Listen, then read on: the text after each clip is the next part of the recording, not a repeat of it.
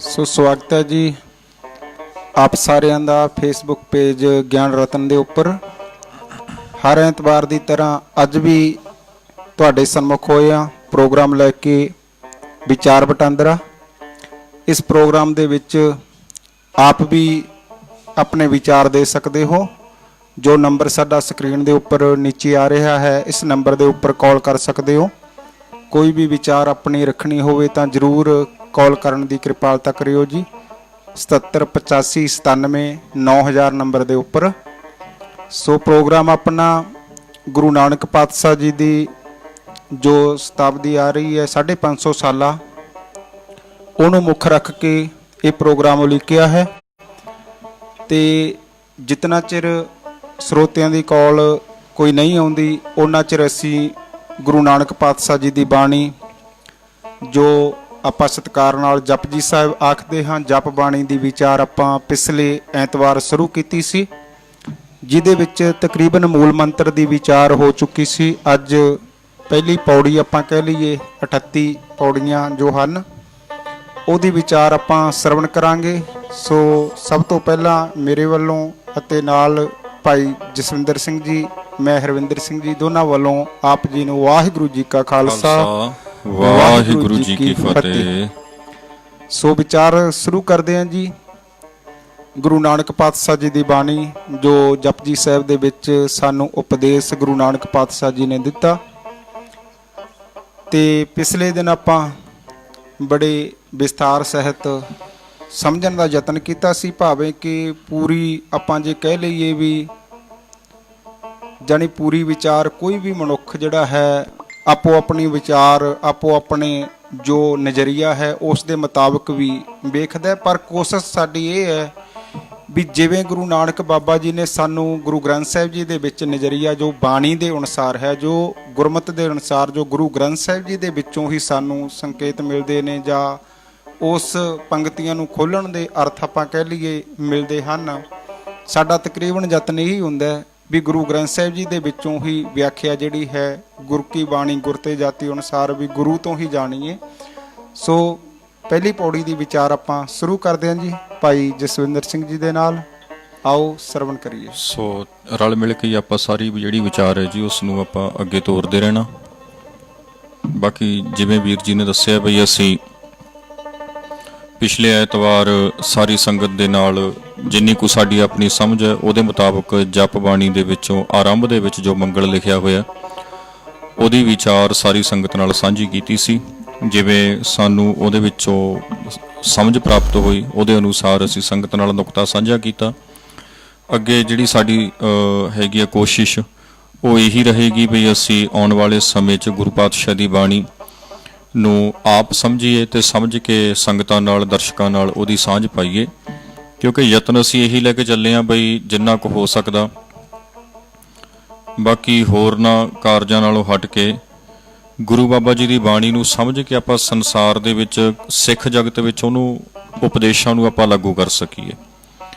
ਜਦੋਂ ਤੱਕ ਗੁਰੂ ਸਾਹਿਬ ਦੇ ਉਪਦੇਸ਼ ਸਿੱਖ ਸਮਾਜ ਵਿੱਚ ਲਾਗੂ ਨਹੀਂ ਹੁੰਦੇ ਉਦੋਂ ਤੱਕ ਆਪਾਂ ਇਹ ਮੰਨ ਨਹੀਂ ਸਕਦੇ ਵੀ ਜਿਹੜਾ ਸਿੱਖ ਸਮਾਜ ਹੈਗਾ ਇਹ ਗੁਰੂ ਦੇ ਆਸ਼ੇ ਦੇ ਮੁਤਾਬਕ ਗੁਰੂ ਦੇ ਉਪਦੇਸ਼ਾਂ ਦੇ ਅਨੁਸਾਰ ਢਲ ਚੁੱਕਿਆ ਜਾਂ ਉਹਨਾਂ ਰਾਹਾਂ ਦੇ ਉੱਪਰ ਚੱਲ ਚੁੱਕਿਆ ਜੀ, ਹੈ ਨਾ ਜੀ। ਸੋ ਆਪਾਂ ਮੰਗਲਾਚਰਨ ਤੇ ਪਹਿਲਾ ਸ਼ਲੋਕ ਆਦ ਸੱਚ ਜੁਗਾਦ ਸੱਚ ਵਾਲਾ ਉਹ ਸੰਗਤ ਨਾਲ ਸਾਂਝਾ ਕੀਤਾ ਸੀ। ਉਦੋਂ ਅੱਗੇ ਜਪਬਾਣੀ ਦੀ ਪਹਿਲੀ ਪੌੜੀ ਹੈਗੀ ਆ ਗੁਰੂ ਪਾਤਸ਼ਾਹ ਦੀ ਲਿਖੀ ਹੋਈ, ਸੋਚੈ ਸੋਚ ਨਾ ਹੋ ਬਈ ਜੇ ਸੋਚੀ ਲੱਖ ਵਾਰ, ਚੁੱਪੈ ਚੁੱਪ ਨਾ ਹੋ ਬਈ ਜੇ ਲਾਏ ਰਹਾਂ ਲਿਵਤਾਰ, ਭੁੱਖਿਆਂ ਭੁੱਖ ਨਾ ਉਤਰੀ ਜੇ ਬੰਨਾਂ ਪੁਰੀਆਂ ਭਾਰ, ਸਹਸ ਸਿਆਣਪਾਂ ਲੱਖ ਹੋਂ ਤਾਂ ਇੱਕ ਨਾ ਚੱਲੈ ਨਾਲ, ਕਿਵ ਸਚਿਆਰਾ ਹੋਈਐ ਕਿਵ ਕੂੜੈ ਟੁੱਟੈ ਪਾਲ, ਹੁਕਮ ਰਜ਼ਾਈ ਚੱਲਣਾ ਨਾਨਕ ਲਿਖਿਆ ਨਾਲ। ਇਹ ਹੈਗਾ ਜੀ ਪਹਿਲੀ ਪੌੜੀ ਦਾ ਮੂਲ ਪਾਠ। ਇਸ ਮੂਲ ਪਾਠ ਵਿੱਚ ਉਚਾਰਨ ਕਰਦਿਆਂ ਥੋੜਾ ਥੋੜਾ ਸੰਗਤ ਨੇ ਇਹ ਧਿਆਨ ਰੱਖਣਾ ਸੋਚੈ ਸੋਚ ਨਾ ਹੋ ਬਈ, ਇੱਥੇ ਵਿਸ਼ਰਾਮ ਦੇਣਾ ਆਪਾਂ। ਅੱਗੇ ਜੇ ਸੋਚੀ, ਸੋਚੀ ਸ਼ਬਦ ਹੈਗਾ ਇਹਨੂੰ ਕੋਸ਼ਿਸ਼ ਕਰਿਓ ਥੋੜਾ ਨਾਸਕੀ ਬੋਲਿਆ ਜਾਏ, ਬਿੰਦੇ ਸਹਿਤ ਨਾਸਕੀ ਉਚਾਰਨ ਹੋ ਜਾਏ ਤਾਂ ਅਰਥ ਇਹਦਾ ਵਧੇਰੇ ਸਪਸ਼ਟ ਹੋ ਜਾਣਾ ਆਪਾਂ ਨੂੰ। ਜੇ ਸੋਚੀ ਲੱਖ ਵਾਰ, ਅੱਗੇ ਚੁੱਪ ਹੈ ਚੁੱਪ ਨਾ ਹੋ ਬਈ, ਇੱਥੇ ਵਿਸ਼ਰਾਮ ਆਉਣਾ। ਜੇ ਲਾਏ ਰਹਾ, ਰਹਾ ਨਾ ਪੜਿਓ, ਇਹਨੂੰ ਰਹਾ ਪੜ੍ਹ ਕੇ ਅਰਥ ਨਹੀਂ ਇਹਦਾ ਸਪਸ਼ਟ ਹੋਣਾ ਜੀ। ਓਕੇ, ਹੈਨਾ। ਵਿਆਕਰਨਿਕ ਪੱਖ ਤੋਂ ਆਪਾਂ ਜਿਹੜਾ ਵੇਖਦੇ ਹਾਂ, ਉੱਤਮ ਪੁਰਖ ਦੀ ਇਹ ਬਾਣੀ ਹੈਗੀ ਆ ਫਸਟ ਪਰਸਨ ਦੀ। ਜਿਹੜੇ ਗ੍ਰਾਮਰ ਨੂੰ ਬੜਾ ਮੋਟਾ ਪੜ੍ਹਦੇ ਆ ਉਹਨਾਂ ਨੂੰ ਧਿਆਨ 'ਚ ਨੁਕਤਾ ਛੇਤੀ ਆ ਜਾਣਾ। ਜਦੋਂ ਫਸਟ ਪਰਸਨ ਉੱਤਮ ਪੁਰਖ ਦੀ ਗੱਲ ਹੁੰਦੀ ਆ ਤਾਂ ਉੱਥੇ ਸਾਰੀ ਗੱਲ ਆਪਣੇ ਵੱਲੋਂ ਕੀਤੀ ਜਾਂਦੀ ਹੈ। ਤਾਂ ਗੁਰੂ ਸਾਹਿਬ ਉਹ ਉੱਤਮ ਪੁਰਖ 'ਚ ਰਹਿ ਕੇ ਬਾਣੀ ਲਿਖ ਰਹੇ ਨੇ, ਇਸ ਲਈ ਆਪਾਂ ਨੂੰ ਇਹ ਪੜ੍ਹਨਾ ਪਏਗਾ, ਜੇ ਲਾਏ ਰਹਾ, ਮੈਂ ਲਾ ਕੇ ਰੱਖਾਂ, ਹੈਨਾ। ਤਾਂ ਉਹਦਾ ਉਚਾਰਨ ਆਪਾਂ ਨੂੰ ਨਾਸਕੀ ਦੇਣਾ ਪੈਣਾ। ਅੱਗੇ ਹੈਗਾ ਭੁੱਖਿਆਂ ਭੁੱਖ ਨਾ ਉਤਰੀ, ਇਹਨੂੰ ਭੁੱਖਿਆ ਪੜ੍ਹਦੇ ਆ ਬਹੁਤ ਜ਼ਿਆਦਾ, ਹੈਨਾ। ਹਾਂਜੀ ਹਾਂਜੀ। ਤਾਂ ਉਹ ਭੁੱਖਿਆ ਦੇ ਨਾਲ ਜਿਹੜੀ ਹੈਗੀ ਆ ਥੋੜੀ ਜੀ ਗੱਲ ਸਪਸ਼ਟ ਨਹੀਂ ਹੁੰਦੀ। ਵੈਸੇ ਇਹਨੂੰ ਭੁੱਖੇ ਆ ਵੀ ਪੜ੍ਹ ਲਾਂਗੇ ਤਾਂ ਵੀ ਕੋਈ ਦਿੱਕਤ ਨਹੀਂ, ਇਹ ਤੇ ਬਿੰਦੀ ਲਾ ਵੀ ਲਵਾਂਗੇ ਤਾਂ ਵੀ ਕੋਈ ਦਿੱਕਤ ਨਹੀਂ। ਕੋਸ਼ਿਸ਼ ਕਰ ਲਈਏ ਇਹਦਾ ਆਪਾਂ ਭੁੱਖਿਆਂ ਭੁੱਖ ਨਾ ਉਤਰੀ, ਹਲਕਾ ਜਿਹਾ ਇਹਨੂੰ ਵੀ ਆਪਾਂ ਨਾਸਕੀ ਉਚਾਰਨ ਦੇ ਲਈਏ, ਕਿਉਂਕਿ ਇਹ ਵੀ ਉੱਤਮ ਪੁਰਖ ਦੀ ਹੀ ਗੱਲ ਹੈਗੀ ਆ। ਜੇ ਆਪਾਂ ਭੁੱਖਿਆ ਜਾਨੀ ਮੇਨ ਆਪਾਂ ਗੱਲ ਕਰੀਏ ਵੀ ਇੱਕ ਤਾਂ ਹੈ ਗੁਰਬਾਣੀ ਪੜ੍ਹਨਾ ਆਪਣੀ ਸਮਝ ਖਾਤਰ, ਹਨਾ, ਆਪ ਨੂੰ ਮੁੱਖ ਰੱਖ ਕੇ। ਹਾਂਜੀ। ਇੱਕ ਹੈ ਦੂਜੇ ਨੂੰ, ਜਿਵੇਂ ਭੁੱਖਿਆ ਉਹ ਦੂਜੇ ਪ੍ਰਤੀ ਹੋ ਗਿਆ ਨਾ ਜੀ। ਉਹ ਫਿਰ ਸੈਕੰਡ ਪਰਸਨ ਦੀ ਗੱਲ ਆ ਗਈ, ਮੱਧਮ ਪੁਰਖ ਦੀ ਗੱਲ ਆ ਗਈ। ਹਾਂਜੀ ਹਾਂਜੀ। ਹਨਾ, ਜਿਵੇਂ ਆਪਾਂ ਕਿਸੇ ਨੂੰ ਕਹਿੰਦੇ ਉਹ ਭੁੱਖਿਆ, ਬਿਲਕੁਲ ਜੀ, ਹਨਾ, ਵੀ ਕਿਵੇਂ ਤੁਰਿਆ ਫਿਰਦਾ। ਹਾਂਜੀ। ਤਾਂ ਇੱਥੇ ਆਪਾਂ ਨੂੰ ਉੱਤਮ ਪੁਰਖ ਦੀ ਗੱਲ ਹੈ ਜਿਹੜੀ, ਉਹਦੇ ਲਈ ਆਪਾਂ ਨੂੰ ਥੋੜਾ ਨਾਸਕੀ ਉਚਾਰਨ ਕਰਨਾ ਪੈਣਾ। ਬਿਲਕੁਲ। ਭੁੱਖਿਆਂ ਭੁੱਖ ਨਾ ਉਤਰੀ, ਜੇ ਬੰਨਾ ਪੁਰੀਆਂ ਭਾਰ, ਇਹਨੂੰ ਬੰਨਾ ਪੁਰੀਆ ਨਹੀਂ ਪੜਨਾ ਆਪਾਂ, ਹਨਾ। ਹਾਂ, ਮਤਲਬ ਆਪਣੇ ਮਨ ਨੂੰ ਹਾਜ਼ਰ ਰੱਖ ਕੇ ਮਨ ਨੂੰ ਸਮਝਾਉਣ ਦੀ ਕੋਸ਼ਿਸ਼ ਆਪਾਂ ਕਰੀਏ ਵੀ ਮਨਾ ਤੂੰ ਭੁੱਖ ਕਰਦਾ ਵੀ ਇਦਾਂ ਭੁੱਖ ਨਹੀਂ, ਹਨਾ, ਭਾਵੇਂ ਤੂੰ ਸਾਰੇ ਸੰਸਾਰ ਦਾ। ਹਾਂ, ਉਹ ਆਪਾਂ ਕਰਦੇ ਆ ਅਰਥ ਇਹਦੇ। ਹਾਂਜੀ, ਬਿਲਕੁਲ ਜੀ। ਤਾਂ ਅਗਲੇ ਹੈਗਾ ਜੀ ਪੰਗਤੀ ਆਪਣੇ ਕੋਲ, ਸਹਸ ਸਿਆਣਪਾਂ ਲੱਖ ਹੋਂ। ਜਿਹੜਾ ਇਹ ਹਾਹੇ ਨੂੰ ਹੋੜਾ, ਹਾਹੇ ਨੂੰ ਸਿਹਾਰੀ ਹੈ, ਇਹਨੂੰ ਵੀ ਥੋੜਾ ਨਾਸਕੀ ਬੋਲ ਲਓ, ਕਿਉਂਕਿ ਇਹ ਜਿਹੜਾ ਹੈਗਾ ਇਹਨੂੰ ਜਦੋਂ ਆਪਾਂ ਨਾਸਕੀ ਬੋਲਾਂਗੇ ਤਾਂ ਨਾਸਕੀ ਬੋਲਣ ਦੇ ਨਾਲ ਹੀ ਆਪਾਂ ਨੂੰ ਥੋੜਾ ਜਿਹਾ ਸਪਸ਼ਟ ਹੋਣਾ ਹੈ। ਜਦੋਂ ਤੱਕ ਆਪਾਂ ਨਾਸਕੀ ਨਹੀਂ ਉਚਾਰਨ ਕਰਦੇ, ਨੱਕ 'ਚ ਨਹੀਂ ਬੋਲਦੇ ਥੋੜਾ ਜਿਹਾ, ਉਦੋਂ ਤੱਕ ਆਪਾਂ ਨੂੰ ਅਰਥ ਇਹਦਾ ਸਪਸ਼ਟ ਨਹੀਂ ਹੋਣਾ ਜੀ। ਤਾਂ ਹੁਣ ਉਹ ਆਪਾਂ ਨੇ ਪੜ੍ਹਨਾ, ਸਹਸ ਸਿਆਣਪਾਂ ਲੱਖ ਹੋਂ। ਇਹ ਕਿਰਿਆਵੀ ਸ਼ਬਦ ਹੈ ਤੇ ਇਹ ਕਿਰਿਆ ਬਹੁਵਚਨੀ ਹੈ। ਇਹਦਾ ਅਰਥ ਨਿਕਲਦਾ ਹੋਵਣ, ਹੋਣ।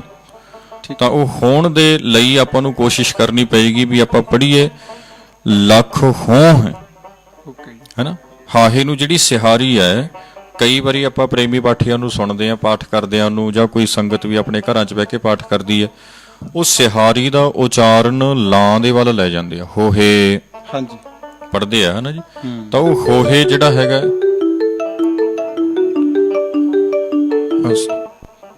ਹਾਂਜੀ। ਵਾਹਿਗੁਰੂ ਜੀ ਕਾ ਖਾਲਸਾ, ਵਾਹਿਗੁਰੂ ਜੀ ਕੀ ਫਤਿਹ ਜੀ। ਹਾਂਜੀ ਹਾਂਜੀ, ਤੁਸੀਂ ਇਸ ਵਕਤ ਕਾਲ ਕੀਤੀ ਹੈ ਜੀ, ਅਸੀਂ ਲਾਈਵ ਬੈਠੇ ਆ, ਪ੍ਰੋਗਰਾਮ ਚੱਲ ਰਿਹਾ ਜੀ ਵਿਚਾਰ ਵਟਾਂਦਰਾ। ਹਾਂਜੀ ਹਾਂਜੀ, ਆਪਣੀ ਕੋਈ ਵਿਚਾਰ ਰੱਖਣੀ ਹੈ ਜਰੂਰ ਦਿਓ ਜੀ। ਨਹੀਂ, ਵਿਚਾਰ ਰੱਖਣੀ ਨਹੀਂ ਜੀ, ਵਿਚਾਰ ਸੁਣਨੀ ਹੈ ਇੱਕ। ਓਕੇ ਜੀ, ਫਿਰ ਸੁਣ ਰਹੇ ਹੋ ਜੀ ਪੇਜ ਦੇ ਉੱਪਰ? ਹਾਂਜੀ ਹਾਂ, ਸੁਣ ਰਹੇ ਹਾਂ। ਠੀਕ ਹੈ ਜੀ, ਠੀਕ ਆ ਰਹੀ ਹੈ ਆਵਾਜ਼? ਕੋਈ ਪ੍ਰੋਬਲਮ ਤਾਂ ਨਹੀਂ ਜੀ? ਹਾਂਜੀ ਠੀਕ ਆ ਰਹੀ ਹੈ। ਨਹੀਂ, ਇੱਕ ਬੇਨਤੀ ਸੀਗੀ ਜੀ। ਹਾਂਜੀ ਦੱਸੋ।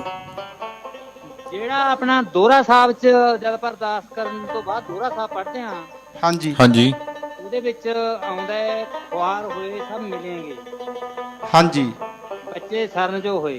ਹਾਂਜੀ, ਉਹਦੇ ਬਾਰੇ ਪੁੱਛਣਾ ਸੀ ਵੀ ਇਹ ਕੀ, ਇਹਦਾ ਉਹ ਕੋਈ ਨਹੀਂ, ਅਸੀਂ ਉੱਥੇ ਤੱਕ ਆਵਾਂਗੇ ਜੀ। ਸਾਨੂੰ ਹਲੇ ਜਪਜੀ ਸਾਹਿਬ ਬਾਣੀ ਦੀ ਪਹਿਲਾਂ ਗੱਲ ਪੂਰੀ ਕਰ ਲੈਣ ਦਿਓ, ਕਿਉਂਕਿ ਅਸੀਂ ਜਿਹੜਾ ਇਹ ਪ੍ਰੋਗਰਾਮ ਲੈ ਕੇ ਚੱਲੇ ਆ, ਇਹ ਜਪ ਆਪਣਾ ਗੁਰੂ ਨਾਨਕ ਸਾਹਿਬ ਦੀ ਬਾਣੀ ਨੂੰ ਮੁੱਖ ਰੱਖ ਕੇ ਲੈ ਕੇ ਚੱਲੇ ਆ। ਠੀਕ ਹੈ ਜੀ, ਹੈਨਾ। ਤਾਂ ਉਹਦੀ ਵੀ ਕੋਈ ਨਹੀਂ, ਅਸੀਂ ਗੱਲ ਸਾਰੀ ਕਰਾਂਗੇ। ਅਰਦਾਸ ਦੀ ਵੀ ਅਸੀਂ ਸਾਰੀ ਕੋਸ਼ਿਸ਼ ਕਰਾਂਗੇ ਵੀ ਬਾਅਦ ਚ ਵਿਆਖਿਆ ਕਰ ਦਈਏ, ਤਾਂ ਉਹਦੇ ਨਾਲ ਨਾਲ ਅਸੀਂ ਦੋਹਰੇ ਦੀ ਵੀ ਸਾਰੀ ਗੱਲ ਕਰ ਲਈਏ, ਕਿਉਂਕਿ ਦੋਹਰਾ ਜਿਹੜਾ ਹੈਗਾ ਆਪਾਂ ਨੂੰ ਕਈ ਥਾਵਾਂ ਤੋਂ ਮਿਲਦਾ। ਠੀਕ ਹੈ ਜੀ, ਹੈਨਾ ਜੀ। ਕਈ ਆਪਣੇ ਜਿਹੜੇ ਇਤਿਹਾਸਕਾਰ ਨੇ, ਲੇਖਕ ਹੋਏ ਨੇ, ਉਹਨਾਂ ਨੇ ਲਿਖਿਆ ਹੋਇਆ। ਹਾਂਜੀ ਹਾਂਜੀ। ਤਾਂ ਉਹ ਗਿਆਨੀ ਗਿਆਨ ਸਿੰਘ ਨੇ ਵੀ ਲਿਖਿਆ, ਭਾਈ ਚੌਪਾ ਸਿੰਘ ਹੋਰਾਂ ਨੇ ਵੀ ਲਿਖਿਆ, ਤੇ ਉਹ ਕਈ ਥਾਵਾਂ ਤੇ ਲਿਖਿਆ ਹੋਣ ਕਰਕੇ ਉਹ ਸੰਗਤ ਵਿੱਚ ਉਹਨੂੰ ਲੈ ਕੇ ਥੋੜੀ ਜੀ ਦੁਬਿਧਾ ਹੈਗੀ ਆ।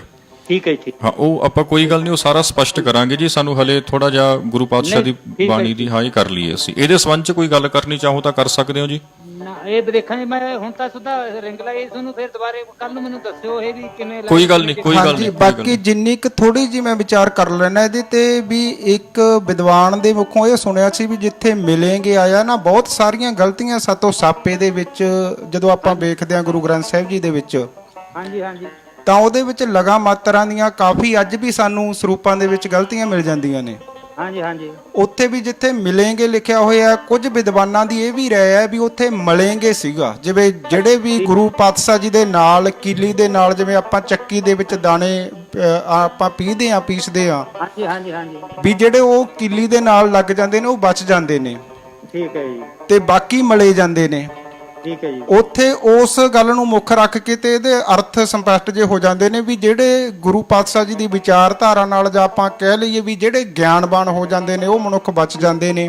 ਹਾਂਜੀ ਹਾਂਜੀ ਪਰ ਜਿਹੜੇ ਆਪਣੇ ਮਨ ਦੇ ਪਿੱਛੇ ਲੱਗ ਕੇ ਇਹ ਕਾਮ ਕ੍ਰੋਧ ਲੋਭ ਮੋਹ ਹੰਕਾਰ 'ਚ ਫਸ ਜਾਂਦੇ ਨੇ, ਉਹ ਮਲੇ ਜਾਂਦੇ ਨੇ ਜੀ ਆਪਣੇ ਆਪ ਦੇ ਵਿੱਚ ਹੀ। ਇੰਨੀ ਕੁ ਵਿਚਾਰ ਮੈਂ ਤੁਹਾਡੇ ਅੱਗੇ ਰੱਖੀ ਆ। ਬਾਕੀ ਅਸੀਂ ਇੰਨੇ ਵਿਦਵਾਨ ਨਹੀਂ ਹੈਗੇ ਜੀ, ਅਸੀਂ ਇੱਕ ਉਪਰਾਲਾ ਕਰ ਰਹੇ ਹਾਂ। ਤੁਹਾਡਾ ਵੀ ਸੁਝਾਅ, ਸਾਰਿਆਂ ਦਾ ਜਿਹੜਾ ਸਹਿਯੋਗ ਹੈ, ਤੁਸੀਂ ਵੀ ਦੱਸ ਸਕਦੇ ਹੋ, ਆਪਣੇ ਵਿਚਾਰ ਆਪਾਂ ਰੱਖ ਸਕਦੇ ਹਾਂ।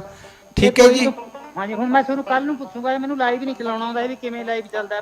ਕੋਈ ਗੱਲ ਨਹੀਂ ਜੀ, ਕੋਈ ਗੱਲ ਨਹੀਂ ਜੀ। ਧੰਨਵਾਦ ਤੁਹਾਡਾ ਜੀ ਕਾਲ ਕਰਨ ਲਈ ਜੀ। ਵਾਹਿਗੁਰੂ ਜੀ ਕਾ ਖਾਲਸਾ, ਵਾਹਿਗੁਰੂ ਜੀ ਕੀ ਫਤਿਹ ਜੀ।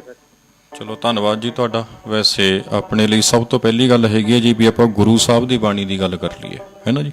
ਹਾਂਜੀ, ਤਾਂ ਉਹ ਜਿਹੜੀ ਆਪਾਂ ਗੱਲ ਕਰ ਰਹੇ ਸੀ, ਸਹਸ ਸਿਆਣਪਾਂ ਲੱਖ ਹੋਏ ਤਾਂ ਇੱਕ ਨਾ ਚੱਲੇ ਨਾਲ। ਅੱਗੇ ਹੈਗਾ ਕਿਵ ਸਚਿਆਰਾ ਹੋਈ ਹੈ, ਕਿਵ ਕੂੜਾ ਟੁੱਟੈ ਪਾਲ, ਇਹ ਹੋਈ ਹੈ ਤੇ ਵਿਸ਼ਰਾਮ ਦੇਣਾ। ਤਾਂ ਲਾਸਟ ਵਾਲੀ ਪੰਕਤੀ ਹੈਗੀ ਆ, ਹੁਕਮ ਰਜ਼ਾਈ ਚੱਲਣਾ ਨਾਨਕ ਲਿਖਿਆ ਨਾਲ। ਰਜ਼ਾਈ ਸ਼ਬਦ ਆ ਜਿਹੜਾ, ਜੱਜੇ ਪੈਰ ਬਿੰਦੀ ਲਾ ਕੇ ਇਹਨੂੰ ਆਪਾਂ ਥੋੜਾ ਜਿਹਾ ਇਹਦਾ ਪਾਠ ਕਰਾਂਗੇ। ਇਹਨੂੰ ਰਜਾਈ ਨਹੀਂ ਬੋਲਾਂਗੇ, ਰਜ਼ਾਈ ਬਿੰਦੀ ਵੀ ਨਹੀਂ ਬੋਲਾਂਗੇ, ਬਿੰਦੀ ਲੱਗਣੀ ਆ ਪਰ ਜੱਜੇ ਪੈਰ ਦੇ। ਤਾਂ ਨਾਨਕ ਲਿਖਿਆ ਨਾਲ, ਨਾਨਕ ਤੇ ਥੋੜਾ ਵਿਸ਼ਰਾਮ ਦੇ ਕੇ ਆਪਾਂ ਇਹਦਾ ਪਾਠ ਕਰਾਂਗੇ। ਸੋ ਇਹ ਤਾਂ ਸੀ ਜੀ ਉਚਾਰਨ ਦੇ ਸੰਬੰਧ 'ਚ, ਜਿਹੜੀ ਸੰਗਤ ਮਤਲਬ ਉਚਾਰਨ ਦੇ ਪੱਖ ਨੂੰ ਮੁੱਖ ਰੱਖ ਕੇ ਚਾਹੁੰਦੀ ਹੈ ਵੀ ਸਾਨੂੰ ਵੱਧ ਤੋਂ ਵੱਧ ਸਮਝ ਮਿਲੇ। ਹਾਂਜੀ, ਤਾਂ ਇਹ ਤਾਂ ਸੀ ਉਚਾਰਨ ਦੇ ਸੰਬੰਧ 'ਚ ਸਾਰੀ ਗੱਲਬਾਤ। ਹਾਂਜੀ, ਤਾਂ ਆਪਾਂ ਹੁਣ ਇਹਦੇ ਉੱਪਰ ਥੋੜੀ ਜਿਹੀ ਵਿਚਾਰ ਕਰ ਲਈਏ ਜੀ, ਹੈ ਨਾ। ਹਾਂਜੀ, ਹਾਂ, ਹਾਂਜੀ, ਸੋਚੈ ਸੋਚ ਨਾ ਹੋਵਈ ਜੇ ਸੋਚੀ ਲੱਖ ਵਾਰ। ਹਾਂਜੀ, ਸੋਚੈ ਦਾ ਜਿਹੜਾ ਅਰਥ ਹੈਗਾ ਉਹ ਜ਼ਿਆਦਾਤਰ ਮੰਨਿਆ ਆਪਣੇ ਸੋਚਣ ਦੇ ਨਾਲ, ਹਾਂਜੀ, ਹੈ ਨਾ ਜੀ। ਹਾਂਜੀ, ਪ੍ਰੋਫੈਸਰ ਸਾਹਿਬ ਸਿੰਘ ਹੋਰੀ ਮੰਨਦੇ ਆ ਉਹਨੂੰ ਸੁਚਮਤਾ ਰੱਖਣ ਨਾਲ, ਹਾਂਜੀ, ਬਈ ਇਸ਼ਨਾਨ ਕਰਨੇ।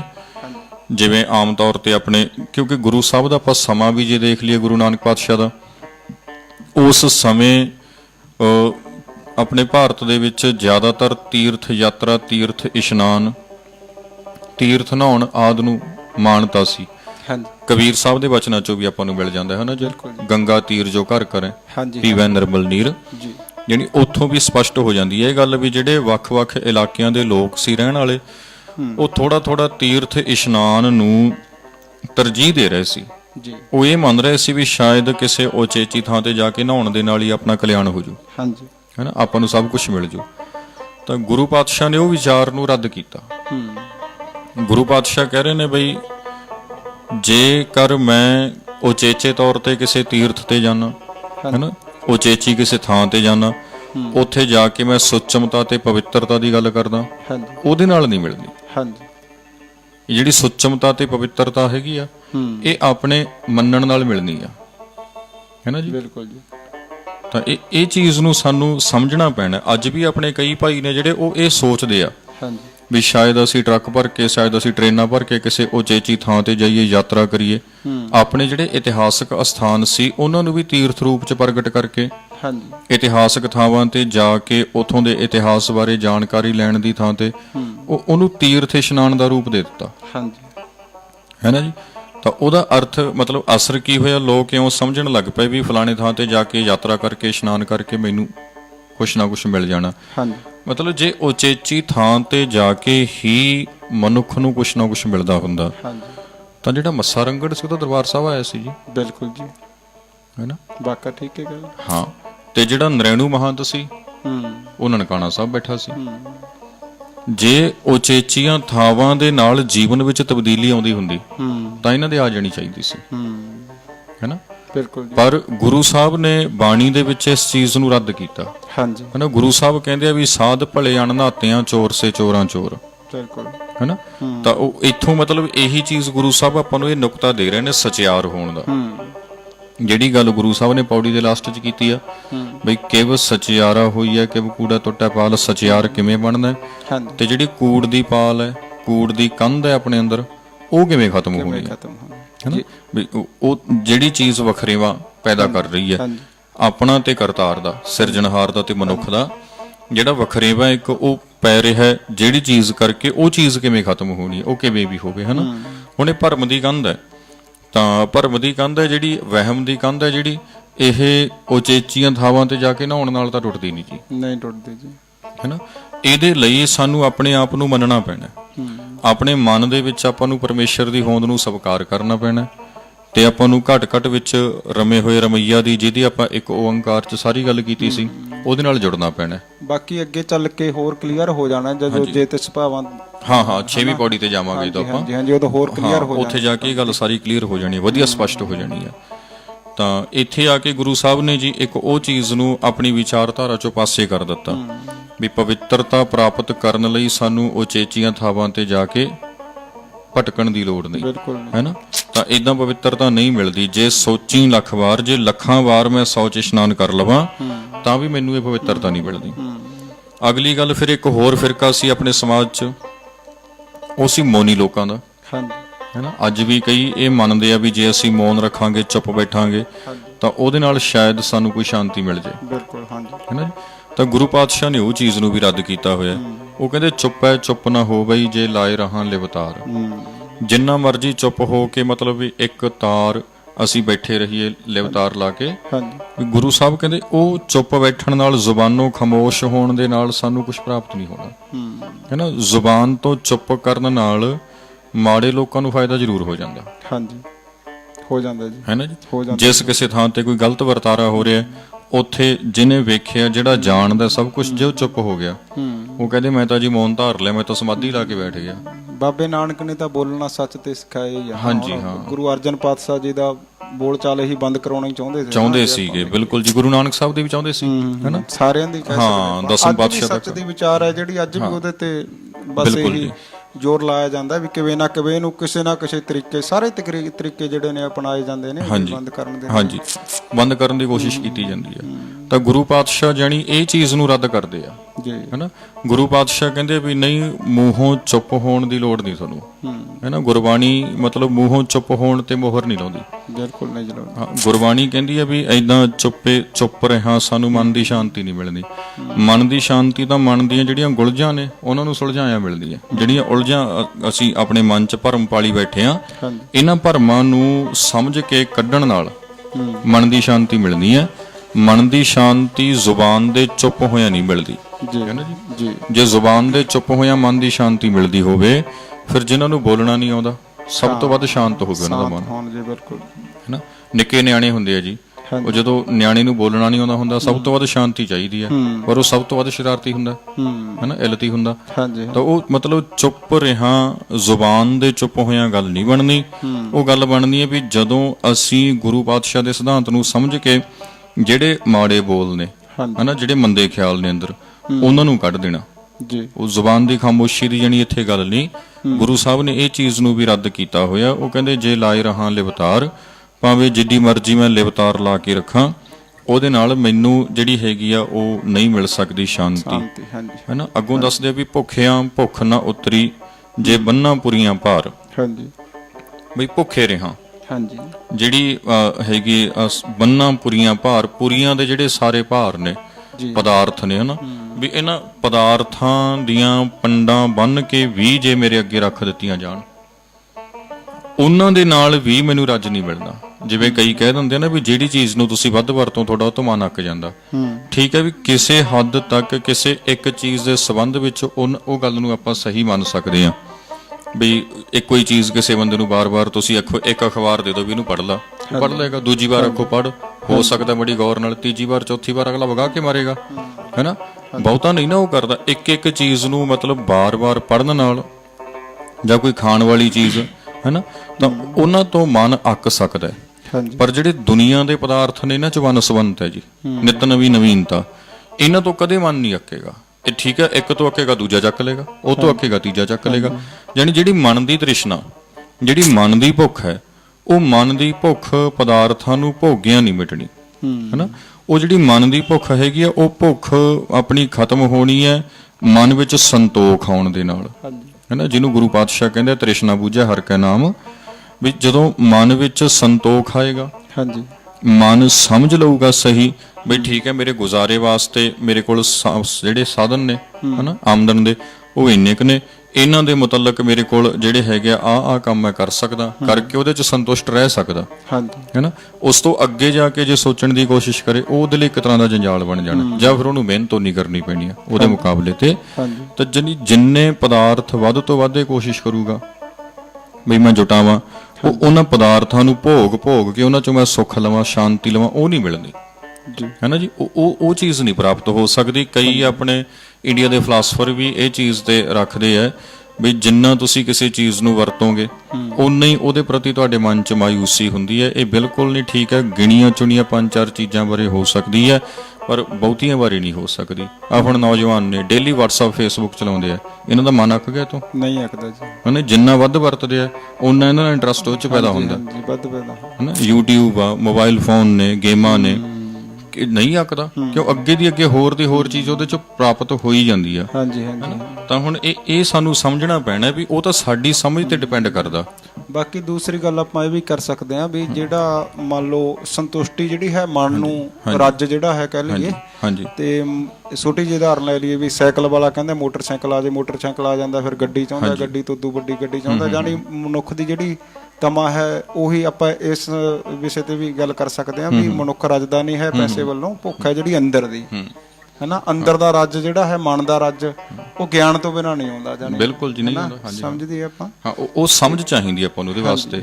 ਜੇ ਆਪਣੇ ਕੋਲ ਸਮਝ ਹੈਗੀ, ਆਪਣੇ ਕੋਲ ਲਿਆਕਤ ਹੈਗੀ, ਆਪਾਂ ਮਤਲਬ ਇਹ ਦੇਖ ਕੇ ਚੱਲਦੇ ਆ ਵੀ ਕਿੰਨੀ ਚੀਜ਼ ਨਾਲ ਸਾਡੀ ਸੰਤੁਸ਼ਟੀ ਹੋ ਸਕਦੀ ਹੈ, ਉਹਦੇ ਵਿੱਚ ਹੀ ਤ੍ਰਿਪਤੀ ਆ, ਹੈਨਾ। ਜਦੋਂ ਤੱਕ ਉਹ ਸਮਝ ਅੰਦਰ ਵਿਕਸਿਤ ਨਹੀਂ ਹੋਈ ਤਾਂ ਜੋ ਮਰਜ਼ੀ ਅੱਗੇ ਰੱਖੀ ਜਾਓ, ਉਹਦੇ ਵਿੱਚੋਂ ਤ੍ਰਿਪਤੀ ਨਹੀਂ ਹੋ ਸਕਦੀ।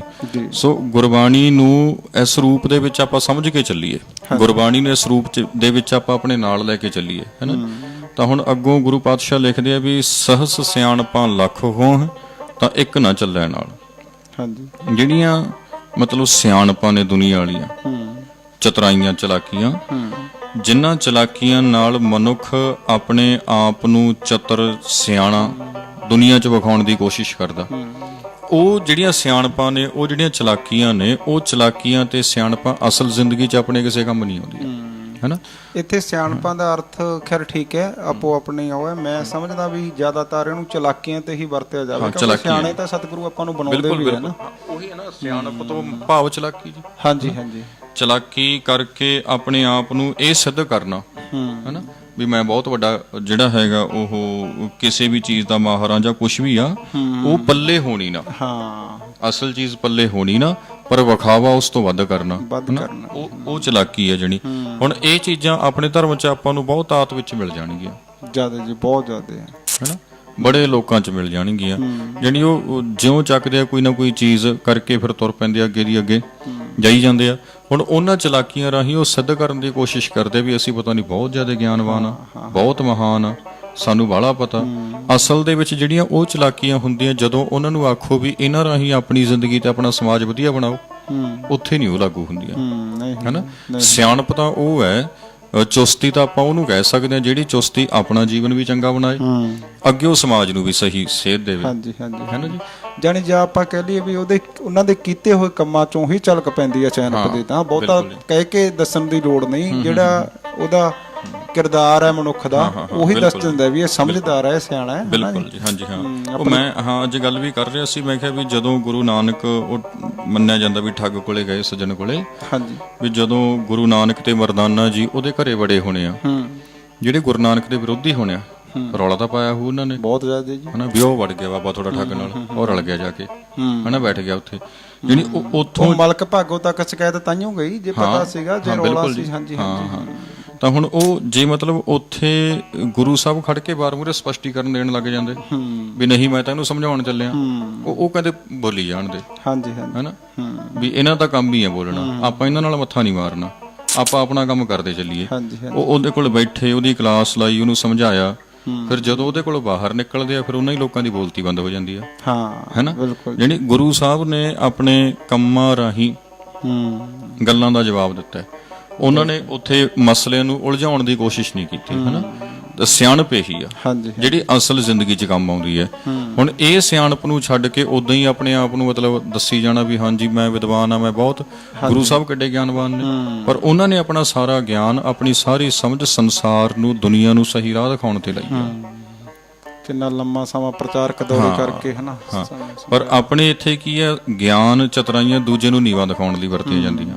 ਹੈਨਾ, ਜਿਹੜੀ ਉਹ ਗੱਲ ਹੈ ਗੁਰੂ ਸਾਹਿਬ ਕਹਿੰਦੇ ਉਹ ਤੁਹਾਡੇ ਕਿਸੇ ਅਰਥ ਨਹੀਂ। ਉਹ ਨਾ ਤਾਂ ਆਪਾਂ ਨੂੰ ਠੀਕ ਹੈ ਵੀ ਮਾੜਾ ਮੋਟਾ ਆਪਣੀ ਹਉਮੈ ਨੂੰ ਪੱਠੇ ਪਾ ਸਕਦੀ ਆ ਵੀ ਮੈਂ ਇਹਨੂੰ ਦੋ ਚਾਰ ਗੱਲਾਂ ਕਹਿ ਕੇ ਚੁੱਪ ਕਰਾਤਾ, ਉਹ ਚੀਜ਼ ਆਪਣੀ ਹਉਮੈ ਨੂੰ ਤਾਂ ਪੱਠੇ ਪਾ ਸਕਦੀ ਹੈ। ਉਹ ਨਾ ਤਾਂ ਆਪਣੀ ਅੰਤਰਾਤਮਾ ਨੂੰ ਸੰਤੁਸ਼ਟੀ ਦੇ ਸਕਦੀ ਹੈ, ਨਾ ਹੀ ਉਹ ਸਮਾਜ ਨੂੰ ਕੁਝ ਦੇ ਸਕਦੀ ਹੈ, ਨਾ ਉਹਦੇ ਰਾਹੀਂ ਹੋਰ ਕੁਝ ਹੋਣਾ।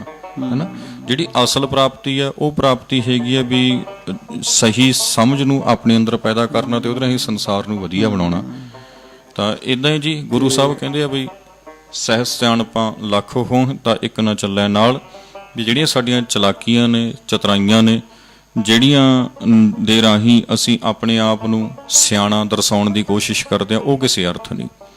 ਗੱਲਾਂ ਰਾਹੀਂ ਸਿਆਣੇ ਨਹੀਂ ਬਣਨਾ, ਆਪਾਂ ਕੰਮਾਂ ਕਰਕੇ ਸਿਆਣੇ ਬਣਨਾ। ਹਨਾ, ਤਾਂ ਇਸ ਲਈ ਗੁਰੂ ਸਾਹਿਬ ਨੇ ਅੱਗੋਂ ਲਿਖਿਆ ਵੀ ਫਿਰ ਕਿਵ ਸਚਿਆਰਾ ਹੋਈ ਹੈ, ਕਿਵ ਕੂੜੈ ਟੁੱਟੈ ਪਾਲ, ਸਚਿਆਰ ਅਸੀਂ ਕਿਵੇਂ ਬਣੀਏ।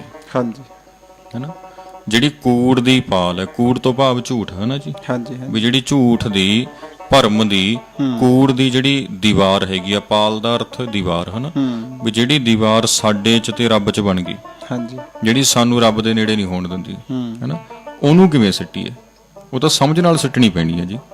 ਹੈਨਾ, ਹੁਣ ਇੱਕ ਮਨੁੱਖ ਆ, ਉਹਦੇ ਅੰਦਰ ਜ਼ਾਤ ਅਭਿਮਾਨ ਬਣ ਗਿਆ। ਹਾਂਜੀ, ਉਹ ਸਾਹਮਣੇ ਵਾਲਾ ਮਨੁੱਖ, ਹੁਣ ਗੁਰੂ ਸਾਹਿਬ ਤਾਂ ਕਹਿੰਦੇ ਵੀ ਰੱਬ ਦੋਨਾਂ ਚ ਹੀ ਹੈ। ਹੈਨਾ, ਉਹ ਸਾਹਮਣੇ ਵਾਲੇ ਨੂੰ ਆਪਣੇ ਤੋਂ ਨੀਵਾਂ ਸਮਝਦਾ। ਹੁਣ ਉਹਦੇ ਵਿੱਚ ਤੇ ਦੂਜੇ ਵਿੱਚ ਇੱਕ ਹਉਮੈ ਦੀ ਦੀਵਾਰ ਬਣ ਗਈ। ਹੁਣ ਉਹ ਕਿਵੇਂ ਸਿੱਟਣੀ ਆ? ਉਹ ਤਾਂ ਸਮਝ ਨਾਲ ਡੇਗੀ ਜਾਊ ਜੀ। ਹਨਾ, ਮਨ ਦੇ ਮੰਨਣ ਨਾਲ ਡੇਗੀ ਜਾਊਗੀ।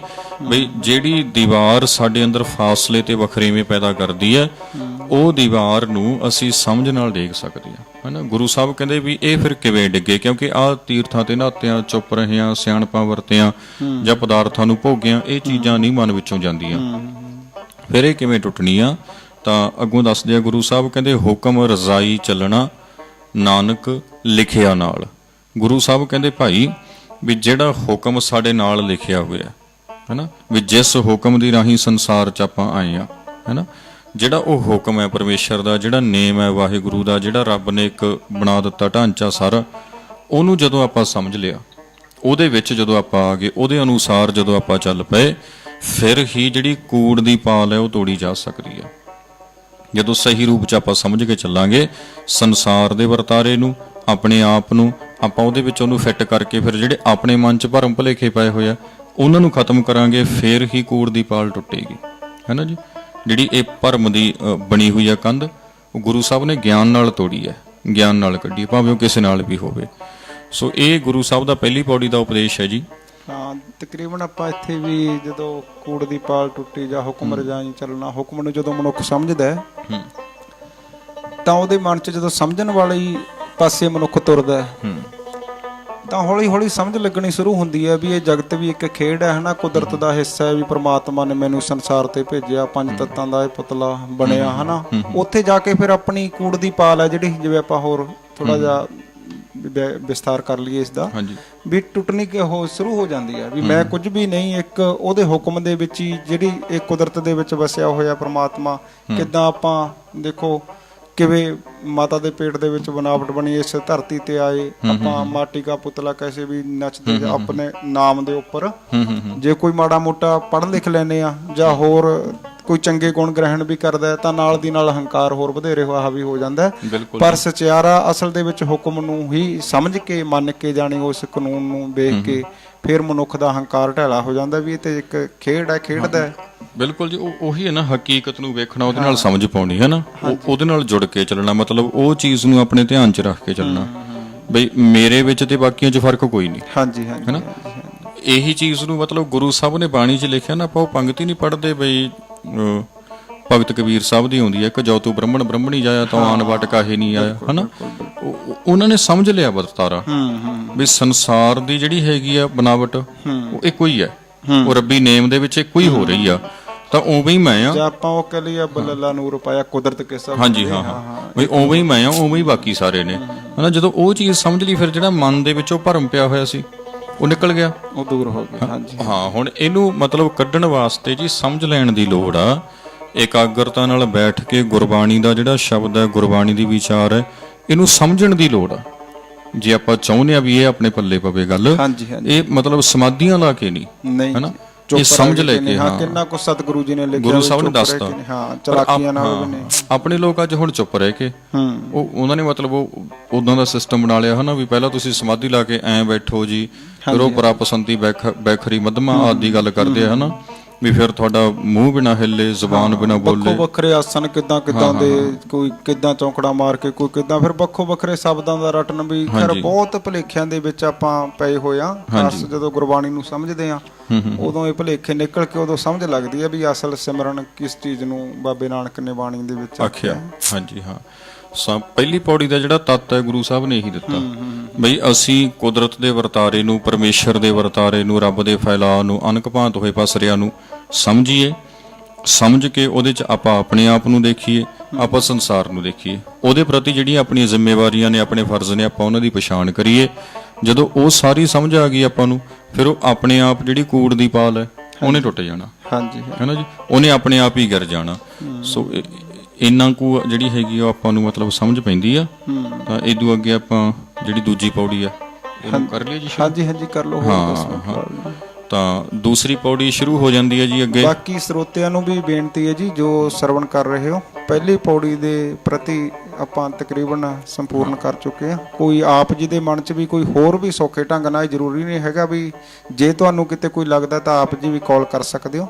ਹਾਂ, ਦੱਸ ਸਕਦੇ ਹੋ, ਸਾਡੇ ਵੀ ਧਿਆਨ ਚ ਆ ਜਾਣੀ ਹੈ। ਜ਼ਰੂਰ ਨੰਬਰ ਹੈਗਾ ਤੁਹਾਡੇ ਕੋਲ। ਹਾਂ, ਸਕਰੀਨ ਤੇ ਡਿਸਪਲੇ ਹੋ ਰਿਹਾ। ਹਾਂਜੀ ਹਾਂਜੀ। ਤਾਂ ਉਹ ਚਲੋ ਜੀ, ਪਹਿਲੀ ਪੌੜੀ ਦੇ ਅਸੀਂ ਜਿੰਨਾ ਕੁ ਸਾਨੂੰ ਸਮਝ ਸੀ ਉਚਾਰਨ ਦੀ ਤੇ ਅਰਥਾਂ ਦੀ, ਭਾਵ ਅਰਥਾਂ ਦੀ, ਉਹ ਆਪਾਂ ਸਾਂਝੀ ਕੀਤੀ ਆ। ਮੇਰਾ ਕਹਿਣ ਦਾ ਮਤਲਬ ਇਹ ਹੈ ਵੀ ਕਈ ਵਾਰੀ ਸੁਣਨ ਵਾਲੇ ਇਦਾਂ ਸੋਚਦੇ ਆ ਵੀ ਚਲੋ ਇਹਨਾਂ ਦੀ ਬਾਣੀ ਦੀ ਹੀ ਵਿਚਾਰ ਚੱਲੀ ਜਾਂਦੀ ਆ। ਉਹ ਤੁਹਾਡੀ ਕਾਲ, ਕੋਈ ਚੱਕਰ ਨਹੀਂ, ਤੁਸੀਂ ਲਾ ਸਕਦੇ ਹੋ ਜਦੋਂ ਵੀ ਚਾਹੋ। ਤੇ ਨਹੀਂ ਫਿਰ ਆਪਾਂ ਦੂਸਰੀ ਪੌੜੀ ਦੀ ਵਿਚਾਰ ਨਹੀਂ, ਆਪਾਂ ਚੱਲੀ ਚੱਲਦੇ ਆ ਜੀ, ਹਨਾ। ਆਪਾਂ ਜਿਹੜਾ ਟੀਚਰ ਲੈ ਕੇ ਚੱਲੇ ਆਪਾਂ ਚੱਲੀ ਚੱਲਦੇ ਆ ਉਹਦੇ ਉੱਪਰ। ਬਿਲਕੁਲ ਜੀ। ਤਾਂ ਹੁਣ ਗੁਰੂ ਸਾਹਿਬ ਅੱਗੇ ਲਿਖਦੇ ਆ ਜੀ, ਹੁਕਮੀ ਹੋਵਨ ਆਕਾਰ, ਹੁਕਮ ਨਾ ਕਹਿਆ ਜਾਈ, ਹੁਕਮੀ ਹੋਵਨ ਜੀ, ਹੁਕਮ ਮਿਲੈ ਵਡਿਆਈ, ਹੁਕਮੀ ਉਤਮ ਨੀਚ, ਹੁਕਮ ਲਿਖ ਦੁੱਖ ਸੁਖ ਪਾਈਐ, ਇਕ ਨਾ ਹੁਕਮੀ ਬਖਸ਼ੀਸ਼, ਇਕ ਹੁਕਮੀ ਸਦਾ ਭਵਾਈਐ, ਹੁਕਮੈ ਅੰਦਰ ਸਭ ਕੋ, ਬਾਹਰ ਹੁਕਮ ਨਾ ਕੋਏ, ਨਾਨਕ ਹੁਕਮੈ ਜੇ ਬੁੱਝੈ ਤਾਂ ਹਉਮੈ ਕਹੈ ਨਾ ਕੋਏ। ਇਹ ਦੂਜੀ ਪੌੜੀ ਹੈ ਜੀ। ਇਸ ਦੂਜੀ ਪੌੜੀ ਦੀ ਆਪਾਂ ਪਹਿਲਾਂ ਜਿਹੜਾ ਮੂਲ ਪਾਠ ਹੈ, ਇਹਦੇ ਉਚਾਰਨ ਤੇ ਅਰਥ ਨੇ, ਵਿਸ਼ਰਾਮ ਨੇ, ਆਪਾਂ ਉਹਨਾਂ ਦੀ ਗੱਲ ਕਰ ਲਈਏ। ਉਸ ਤੋਂ ਬਾਅਦ 'ਚ ਆਪਾਂ ਇਹਦੇ ਭਾਵ ਅਰਥਾਂ ਵੱਲ ਚੱਲਾਂਗੇ।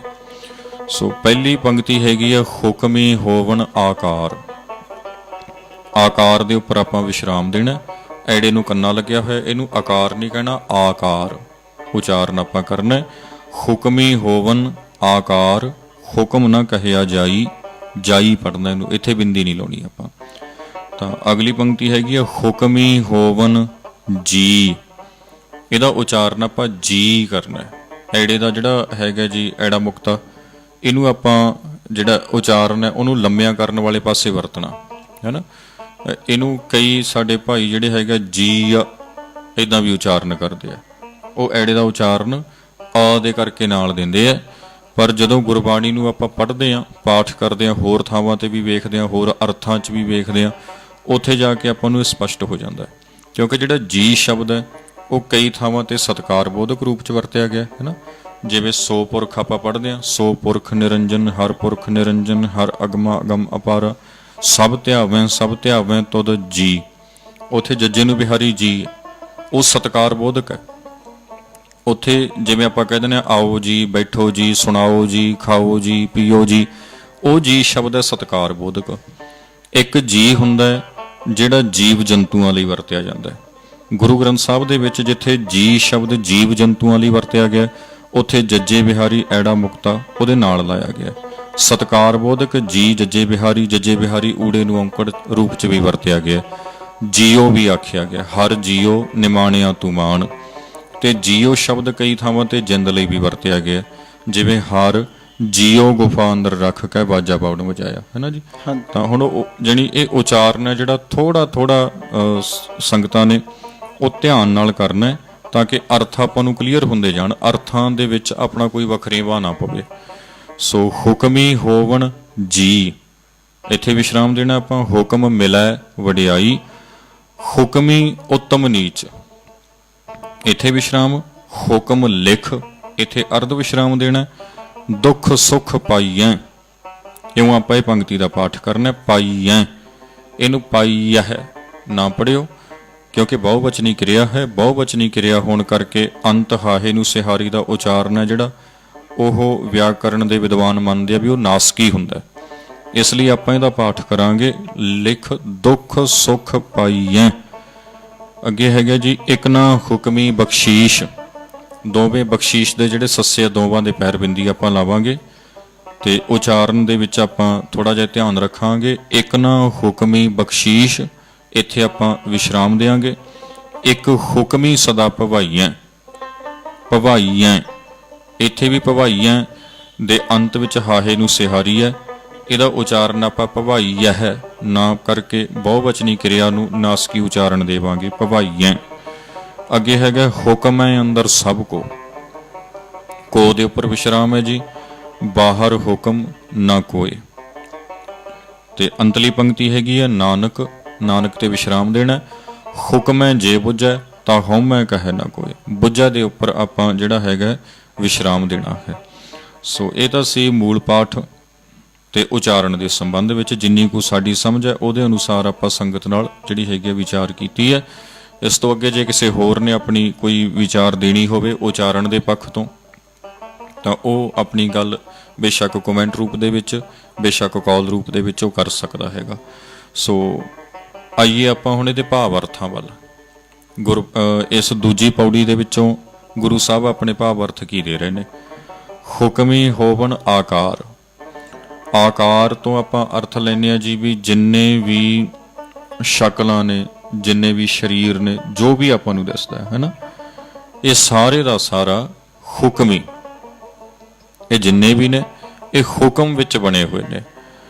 ਤੇ ਜਿਹੜਾ ਹੁਕਮ ਹੈ ਜੀ ਰੱਬ ਦਾ, ਇਸ ਹੁਕਮ ਨੂੰ ਆਪਾਂ ਰੱਬ ਦੇ ਨਿਯਮ, ਰੱਬ ਦਾ ਜਿਹੜਾ ਲਾ ਹੈਗਾ, ਕਾਨੂੰਨ ਹੈਗਾ, ਉਸ ਰੂਪ ਦੇ ਵਿੱਚ ਲੈ ਕੇ ਚੱਲਾਂਗੇ। ਬਿਲਕੁਲ, ਹੈ ਨਾ ਜੀ। ਠੀਕ ਹੈ ਵੀ ਜੋ ਰੱਬ ਦਾ ਹੁਕਮ ਹੈ, ਜੋ ਰੱਬ ਦਾ ਨੇਮ ਬਣਾਇਆ ਹੋਇਆ ਹਾਂਜੀ, ਹੈ ਨਾ, ਉਸ ਬਣੇ ਹੋਏ ਨੇਮ ਦੇ ਅਨੁਸਾਰ ਹੀ ਸਾਰੀਆਂ ਸ਼ਕਲਾਂ, ਸਾਰੇ ਆਕਾਰ ਬਣ ਰਹੇ ਨੇ। ਹਾਂਜੀ, ਹੈ ਨਾ। ਜਿਹੜਾ ਨੇਮ ਰੱਬ ਦਾ ਨਹੀਂ ਹੈਗਾ, ਹਾਂਜੀ, ਉਹਦੇ ਅਨੁਸਾਰ ਨਹੀਂ ਬਣ ਰਹੇ, ਨਹੀਂ ਬਣ, ਹੈ ਨਾ। ਠੀਕ ਹੈ ਜੀ। ਜਿਹੜਾ ਉਹਦਾ ਨੇਮ ਹੈਗਾ, ਉਸ ਨੇਮ ਦੇ ਅਨੁਸਾਰ ਹੀ ਸਾਰੇ ਆਕਾਰ, ਸਾਰੀਆਂ ਸ਼ਕਲਾਂ ਬਣ ਰਹੀਆਂ ਨੇ। ਹੁਣ ਰੱਬ ਨੇ ਨੇਮ ਬਣਾ ਦਿੱਤਾ, ਮਤਲਬ ਵੀ ਨਿੰਮ ਦਾ ਦਰਖਤ ਹੈ, ਉਹਨੂੰ ਨਿਮੋਲੀ ਲੱਗਣੀ ਹੈ, ਉਹੀ ਲੱਗੂ ਉਹਨੂੰ ਜੀ। ਉਹਦੇ ਤੋਂ ਆਪਾਂ ਅੰਬ ਤੇ ਨਹੀਂ ਲੈ ਸਕਦੇ, ਹੈ ਨਾ। ਗੁਰਬਾਣੀ 'ਚ ਲਿਖਿਆ ਨਾ, ਮਹਾਰਾਜ ਨੇ ਉਹ ਕਹਿੰਦੇ ਵੀ ਲੋੜਾ ਦਾਖ ਬਿਜੌਰੀਆਂ ਕੇ ਕਰ ਬੀਜਾ ਜੱਟ। ਹੁਣ ਉਹ ਨੇਮ ਦੀ ਉਲੰਘਣਾ ਆ ਗਈ, ਉਹ ਨੇਮ ਦੀ ਉਲੰਘਣਾ ਕਰਕੇ ਫਲ ਦੀ ਪ੍ਰਾਪਤੀ ਨਹੀਂ ਹੋ ਸਕਦੀ। ਜੋ ਰੱਬ ਦਾ ਹੁਕਮ ਹੈ, ਜਿਹੜਾ ਰੱਬ ਦਾ ਲਾ ਹੈ, ਜਿਹੜਾ ਰੱਬ ਦਾ ਨੇਮ ਹੈ, ਉਸ ਨੇਮ ਦੇ ਅਨੁਸਾਰ ਹੀ ਸ਼ਕਲਾਂ, ਆਕਾਰ ਇਹ ਬਣ ਰਹੇ ਨੇ। ਹਾਂਜੀ, ਹਾਂਜੀ। ਬਾਕੀ ਨੇਮ ਦੇ ਮੁਤਾਬਕ ਹੀ ਜਿਵੇਂ ਆਪਾਂ ਉਹਨੂੰ ਧਰਤੀ 'ਚ ਬੋਨੇ ਆ, ਉਹ ਤੱਤ ਉਹਨੂੰ ਧਰਤੀ ਦੇ ਵਿੱਚੋਂ ਮਿਲਦੇ ਨੇ। ਹਾਂਜੀ। ਤੇ ਜਿਤਨਾ ਚਿਰ ਬਾਹਰ ਰਹਿੰਦਾ ਨਹੀਂ ਉਗਦਾ, ਉਹ ਵੀ ਇੱਕ ਨੇਮ ਹੀ ਹੈ। ਹਾਂ, ਉਹਦਾ ਨੇਮ ਹੈ ਜੀ ਨਾ। ਸਾਰਿਆਂ ਪ੍ਰਤੀ ਨੇਮ ਹੈ ਪਰਮੇਸ਼ਰ ਦਾ। ਉਹ ਬਨਸਪਤੀ ਪ੍ਰਤੀ ਵੀ ਹੈਗਾ, ਉਹ ਬਾਕੀ ਜਿਹੜੀਆਂ ਹੋਰ ਜਾਤੀਆਂ ਪ੍ਰਜਾਤੀਆਂ ਉਹਨਾਂ ਪ੍ਰਤੀ ਵੀ, ਸਾਰਿਆਂ ਪ੍ਰਤੀ ਲਾ ਲਓ। ਹੁਣ ਜਿਵੇਂ ਆਪਾਂ ਹੁਣ ਕਹਿ ਦਈਏ ਵੀ ਹੁਣ ਕਣਕ ਬੀਜੀਏ, ਨਹੀਂ ਹੁਣ ਚਾਵਲਾਂ ਦੀ ਜੀਰੀ ਦੀ ਰੁੱਤ ਹੈ ਨਾ। ਚਲੋ ਰੁੱਤ, ਬਿਲਕੁਲ ਜੀ। ਹਾਂ, ਜੇ ਰੁੱਤ ਇੱਕ ਹੋਏ ਤਾਂ ਉਗਵੇ ਰੁੱਤੀ ਹੂੰ ਰੁੱਤ ਹੋਏ, ਬਿਲਕੁਲ ਜੀ, ਬਿਲਕੁਲ। ਵੀ ਉਹ ਰੁੱਤ ਹੋਣੀ ਚਾਹੀਦੀ ਆ। ਤੇ ਉਹਦੇ ਲਈ ਉਹ ਜਿਹੜਾ ਹੈਗਾ ਸੁਖਾਵਾ ਮਾਹੌਲ ਹੋਣਾ ਚਾਹੀਦਾ। ਉਹ ਵੀ ਇੱਕ ਨੇਮ ਦੇ ਵਿੱਚ ਆਪਾਂ ਉਹ ਸਾਰਾ ਜਿਹੜਾ ਸਾਰਾ ਵਰਤਾਰਾ ਠੀਕ ਹੈ। ਅੱਜ ਸਾਇੰਸ ਨੇ ਇਹ ਚੀਜ਼ਾਂ ਸਮਝੀਆਂ ਨੇ, ਹਾਂਜੀ ਬਣਾਈਆਂ ਨਹੀਂ ਜੀ, ਹਨਾ। ਇਹ ਨੇ ਬਣਾਏ ਪਰਮੇਸ਼ਰ ਦੇ ਨੇ, ਸਮਝ ਲਏ ਮਨੁੱਖ ਨੇ, ਅੱਜ ਵੀ ਸਮਝ ਰਹੇ ਨੇ। ਹਾਂ, ਹੁਣ ਵੀ ਸਮਝੀ ਜਾ ਰਹੇ ਨੇ। ਤਾਂ ਸਮਝ ਕੇ ਉਹਨਾਂ ਦੇ ਅਨੁਸਾਰ ਹਾੜੀ ਦੀਆਂ ਫਸਲਾਂ, ਸਾਉਣੀ ਦੀਆਂ ਫਸਲਾਂ, ਉਹ ਸਾਰੀਆਂ ਵੱਖੋ ਵੱਖਰੀਆਂ ਨੇ, ਠੀਕ ਹੈ। ਅੱਜ ਕੱਲ ਕਈ ਜਿਹੜੇ ਹੈਗੇ ਬੇਮੌਸਮੀਆਂ ਵੀ ਚੱਲ ਰਿਹਾ ਸਿਸਟਮ, ਉਹ ਫਿਰ ਉਹਨਾਂ ਨੇ ਉਦਾਂ ਦਾ ਸਿਸਟਮ ਉਹਨੂੰ ਦੇ ਦਿੱਤੀ ਨਾ, ਬਣਾਉਣਾ ਪਿਆ ਉਹਨੂੰ, ਉਹੀ ਜੀ ਹੀਟ ਦੇਤੀ ਜਾਂ ਆਪਾਂ ਠੰਡ ਕਹਿ ਲਈਏ, ਬਿਲਕੁਲ ਜੀ ਕਹਿ ਲਈਏ। ਹਾਂ, ਜਿਹੜੇ ਬੇਮੌਸਮੀਆਂ ਨੇ, ਕੁਦਰਤੀਆਂ ਸਬਜ਼ੀਆਂ ਨੇ, ਭਾਵੇਂ ਉਹ ਫਲ ਨੇ, ਉਹਨਾਂ ਨੂੰ ਬਣਾਉਣ ਵਾਸਤੇ ਵੀ ਜਿਹੜੀ ਰਿਕੁਆਇਰਮੈਂਟ ਹੈ ਕੁਦਰਤ ਦੀ, ਉਹ ਪੂਰੀ ਕਰਨੀ ਕਰਤੀ ਉਹਨਾਂ ਨੇ, ਕਿਸੇ ਹੋਰ ਤਰੀਕੇ ਨਾਲ ਕਰਤੀ, ਭਾਵੇਂ ਉਹਨੂੰ ਮਿਲ ਕੇ ਕਰਨਾ ਉਹੀ ਪਿਆ, ਕਰਨਾ ਉਹੀ ਪਿਆ, ਹੈ ਨਾ ਜੀ। ਤਾਂ ਜਿਹੜਾ ਹੁਕਮ ਹੈ, ਇਹ ਜਿਹੜਾ ਨੇਮ ਹੈ, ਇਸ ਨੇਮ ਦੀ, ਇਸ ਹੁਕਮ ਦੀ ਉਲੰਘਣਾ ਨਹੀਂ ਹੋ ਸਕਦੀ, ਹੈ ਨਾ। ਵੀ ਜਿੰਨੇ ਵੀ ਆਕਾਰ ਨੇ, ਜਿੰਨੀਆਂ ਵੀ ਸ਼ਕਲਾਂ ਨੇ, ਜੋ ਵੀ ਆ, ਇਹ ਸਾਰਾ ਹੁਕਮ ਦੇ ਵਿੱਚ, ਨੇਮ ਦੇ ਵਿੱਚ ਬਣ ਰਿਹਾ, ਸਾਜੇ ਹੋਏ ਨੇਮ ਦੇ ਵਿੱਚ। ਹੁਕਮ ਨਾ ਕਹਿਆ ਜਾਏ, ਇਹ ਜਿਹੜਾ ਨੇਮ ਹੈ, ਇਹਦੀ ਵਿਆਖਿਆ ਨਹੀਂ ਹੋ ਸਕਦੀ। ਹਾਂ, ਜਿਵੇਂ ਕੋਈ ਕਵੇ ਵੀ ਰੰਗ, ਆਪਾਂ ਹੁਣੇ ਗੱਲ ਕਰ ਰਹੇ ਤੇ ਵੀ ਅੰਬ ਦੇ ਵਿੱਚ ਕਿੱਦਾਂ ਦਾ ਮਠਿਆਸ ਹੈ, ਹਨਾ, ਤੇ ਦੂਜੇ ਪਾਸੇ ਕੇਲਾ ਵੀ ਆਪਾਂ ਧਰਤੀ ਚੋਂ, ਜਾਂ ਰੀਠੇ ਦੀ ਵੀ ਗੱਲ ਕਰ ਲਈਏ, ਸੇਬ ਦੇ ਵਿੱਚ ਵੱਖਰਾ, ਅਮਰੂਦ ਦੇ ਵਿੱਚ ਵੱਖਰਾ, ਵੱਖੋ ਵੱਖਰਾ ਸਵਾਲ ਜੇ ਹੁਣ ਕਹੀਏ ਵੀ ਕਿੱਥੋਂ ਆ ਗਿਆ, ਉਹਦੇ ਤੱਕ ਸਮਝ ਤੱਕ ਉਹਦੀ ਵਿਆਖਿਆ ਨਹੀਂ ਹੋ ਸਕਦੀ, ਠੀਕ ਹੈ। ਬਸ ਆਪਣਾ ਜਿਹੜਾ ਹੈਗਾ, ਗੁਰੂ ਸਾਹਿਬ ਨੇ ਦੱਸਿਆ ਵੀ ਇਹ ਸਾਰਾ ਇੱਕ ਨੇਮ ਹੈ, ਨੇਮ ਦੇ ਅਨੁਸਾਰ ਸਾਰਾ ਹੋ ਰਿਹਾ ਹੈ। ਹੁਣ ਜੇ ਤੁਸੀਂ ਇਹ ਪੁੱਛੋਗੇ ਵੀ ਅੱਗੇ ਨੇਮ ਕਿਵੇਂ ਬਣਿਆ ਜੀ, ਉਧਰ ਨਹੀਂ ਆਪਾਂ ਜਾਣਾ, ਹੈਨਾ। ਬਿਲਕੁਲ ਜੀ। ਆਪਣੇ ਹੋਰ ਵੀ ਆਪਾਂ ਕਰ ਸਕਦੇ, ਜਿਵੇਂ ਆਪਾਂ ਘਰਾਂ ਦੇ ਵਿੱਚ ਰੱਖਦੇ ਆ। ਵੇਖੋ, ਮੈਂ ਕਈ ਵਾਰੀ ਸੋਚਦਾ ਹੁੰਨਾ, ਕਿਉਂਕਿ ਮੇਰਾ ਫੋਟੋਗ੍ਰਾਫੀ ਦਾ ਕੀਤਾ ਥੋੜਾ, ਤੇ ਮੋਰ ਦੀ ਟਿੱਕੀ ਦੇ ਉੱਪਰ ਜਿਹੜੇ ਡਿਜ਼ਾਈਨਿੰਗ ਆ, ਤੁਸੀਂ ਜੇ ਕਿਤੇ ਬਰੀਕੀ ਨਾਲ ਵੇਖੋਗੇ, ਕਿੰਨੇ ਰੰਗ ਉਹਦੇ ਵਿੱਚੋਂ ਧਾਤਾਂ ਮਾਰਦੇ, ਹਨਾ, ਕਿਵੇਂ ਕੁਦਰਤ ਨੇ ਉਹਨੂੰ ਬਣਾਇਆ। ਉਹਦੇ ਚੋਂ ਵੀ ਆਪਾਂ ਦੇਖ ਕੇ ਪ੍ਰਮਾਤਮਾ ਚਿੱਤੇ ਆਉਂਦਾ ਵੀ ਹਾਂ, ਵਾਕਾ ਕਮਾਲ ਹੈ, ਵਾਹ ਆਪਣੇ ਅੰਦਰੋਂ ਨਿਕਲਦੀ ਆ। ਕੋਇਲ ਦੀ ਆਵਾਜ਼ ਦੇਖ ਲਓ, ਕੋਇਲ ਦੀ ਆਵਾਜ਼ ਦੇਖ ਲਈ, ਕਿੰਨੀ ਆਪਾਂ ਮਨੁੱਖ ਨੂੰ ਵੀ ਉਦਾਹਰਣ ਦੇ ਦਿੰਨੇ ਆ ਵੀ ਕੋਇਲ ਵਰਗੀ ਆਵਾਜ਼ ਹੈ, ਕਿੰਨੀ ਪਿਆਰੀ ਲੱਗਦੀ ਹੈ ਬੋਲਦੀ। ਫਿਰ ਇਹ ਵਨਸਵੰਤਾ ਬਨਸਪਤੀ ਵਿੱਚ ਹੈ ਨਾ। ਹਾਂਜੀ। ਹੁਣ ਬੀ ਤਾਂ ਦੇਖੋ ਇੱਕ ਹੈ ਜੀ, ਹੈਨਾ। ਬੀ ਦਾ ਆਪਣਾ ਉਹਨੂੰ ਚੱਬ ਕੇ ਦੇਖੀਏ, ਉਹ ਹੋ ਸਕਦਾ ਵਕ ਵਕਾ, ਹਾਂਜੀ, ਹੈਨਾ। ਹੁਣ ਅੰਬ 'ਚ ਜਿੰਨੀ ਮਿਠਾਸ ਹੈ, ਉਹਦੀ ਗੁਠਲੀ 'ਚ ਥੋੜੀ ਹੈ, ਉਹਦੀ ਗਟਕ 'ਚ ਹੈ ਹੀ ਨਹੀਂ। ਨਿੰਬੂ ਚ ਲਾ ਲਓ, ਨਿੰਬੂ ਦਾ ਬੀਜ, ਜੇ ਆਪਾਂ ਬੀਜ ਦੀ ਗੱਲ ਕਰਦੇ ਜਾਂ ਸੰਤਰੇ ਦਾ ਆਪਾਂ ਜੂਸ ਪੀਂਦੇ ਆ, ਉਹ ਜੇ ਕਿਤੇ ਅੰਦਰ ਚਲਾ ਜਾਵੇ, ਉਹ ਵੀ ਕੌੜਾ ਕਰ ਦਿੰਦਾ, ਬਿਲਕੁਲ ਜੀ, ਰਸ ਸਾਰੀ ਖਤਮ ਹੋ ਜਾਂਦਾ। ਤਾਂ ਉਹ ਜਿਹੜੀ ਚੀਜ਼ ਉਹਦੇ ਬੀਜ ਵਿੱਚ ਹੈ, ਉਹ ਕਿਸੇ ਨਾ ਕਿਸੇ ਰੂਪ 'ਚ ਜਦੋਂ ਪ੍ਰਗਟ ਹੁੰਦੀ ਹੈ, ਫਿਰ ਉਹਦੀਆਂ ਜੜਾਂ ਦਾ ਰੰਗ ਵੱਖਰਾ ਜੀ, ਉਹਦੇ ਤਣੇ ਦਾ ਵੱਖਰਾ, ਉਹਦੇ ਪੱਤਿਆਂ ਦਾ ਵੱਖਰਾ, ਉਹਦੇ ਫੁੱਲਾਂ ਦਾ ਵੱਖਰਾ, ਉਹਦੇ ਫਲਾਂ ਦਾ ਵੱਖਰਾ, ਹਨਾ। ਉਹਦੇ ਫਲ ਦੀ ਜਿਹੜੀ ਬਾਹਰਲੀ ਪਰਤ ਹੈ, ਉਹ ਵੱਖਰੀ ਹੈ, ਉਹਦੇ ਅੰਦਰ ਵੱਖਰੀ ਹੈ। ਜਿਹੜੀ ਸਾਰੀ ਚੀਜ਼ ਹੈ ਵਨਸਵਨਤਾ, ਇਹ ਵਨਸਵਨਤਾ ਇੱਕ ਪਰਮੇਸ਼ਰ ਦੇ ਹੁਕਮ 'ਚ, ਨੇਮ 'ਚ ਬਣੀ ਹੋਈ ਹੈ। ਕਿੱਦਾਂ ਦੀ ਪੈਕਿੰਗ ਉਹਨਾਂ ਦੀ ਹੁੰਦੀ ਹੈ, ਕਿਸੇ ਦਾ ਕਿਹੋ ਜਿਹਾ ਸਿਰਕਾ, ਕਿਸੇ ਦਾ ਕਿਹੋ ਜਿਹਾ ਸੰਤਰਾ ਢੇੜਦਿਆਂ, ਦੇਖੋ ਕਿੰਨਾ ਵਿੱਚੋਂ ਪਾੜੀਆਂ ਚਿੜੀਆਂ ਪਈਆਂ, ਕੀ ਕੁਛ। ਹਾਂਜੀ, ਹਾਂ, ਜਿਹੜੀ ਉਹ ਚੀਜ਼ ਆ, ਆਪਾਂ ਉਹਨੂੰ ਮੰਨਣਾ, ਹੈਨਾ। ਉਹ ਜਿਹੜੀ ਵਨਸਵੰਤ ਹੈ, ਵੱਖਰੇਵੇਂ ਨੇ, ਇੱਕੋ ਹੀ ਥਾਂ ਤੇ ਰੱਖੇ ਹੋਏ ਪਰਮੇਸ਼ਰ ਨੇ ਸਾਰੇ, ਉਹਨਾਂ ਨੂੰ ਮੰਨਣਾ।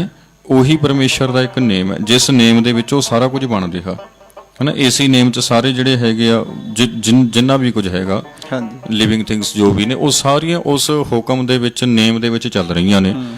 ਤਾਂ ਗੁਰੂ ਸਾਹਿਬ ਕਹਿੰਦੇ ਵੀ ਉਹਨੂੰ ਡਿਫਾਈਨ ਕਰਨ ਵਾਲੇ ਪਾਸੇ, ਉਹਦੀ ਵਿਆਖਿਆ ਵਾਲੇ ਪਾਸੇ ਨਾ ਤੁਰੋ, ਹੁਕਮ ਨੂੰ ਸਮਝ ਲਓ, ਹੁਕਮ ਨੂੰ ਸਮਝ ਕੇ ਉਹਦੇ ਵਿੱਚ ਆ ਜਾਓ, ਗੱਲ ਮੁੱਕ ਗਈ, ਹੈਨਾ।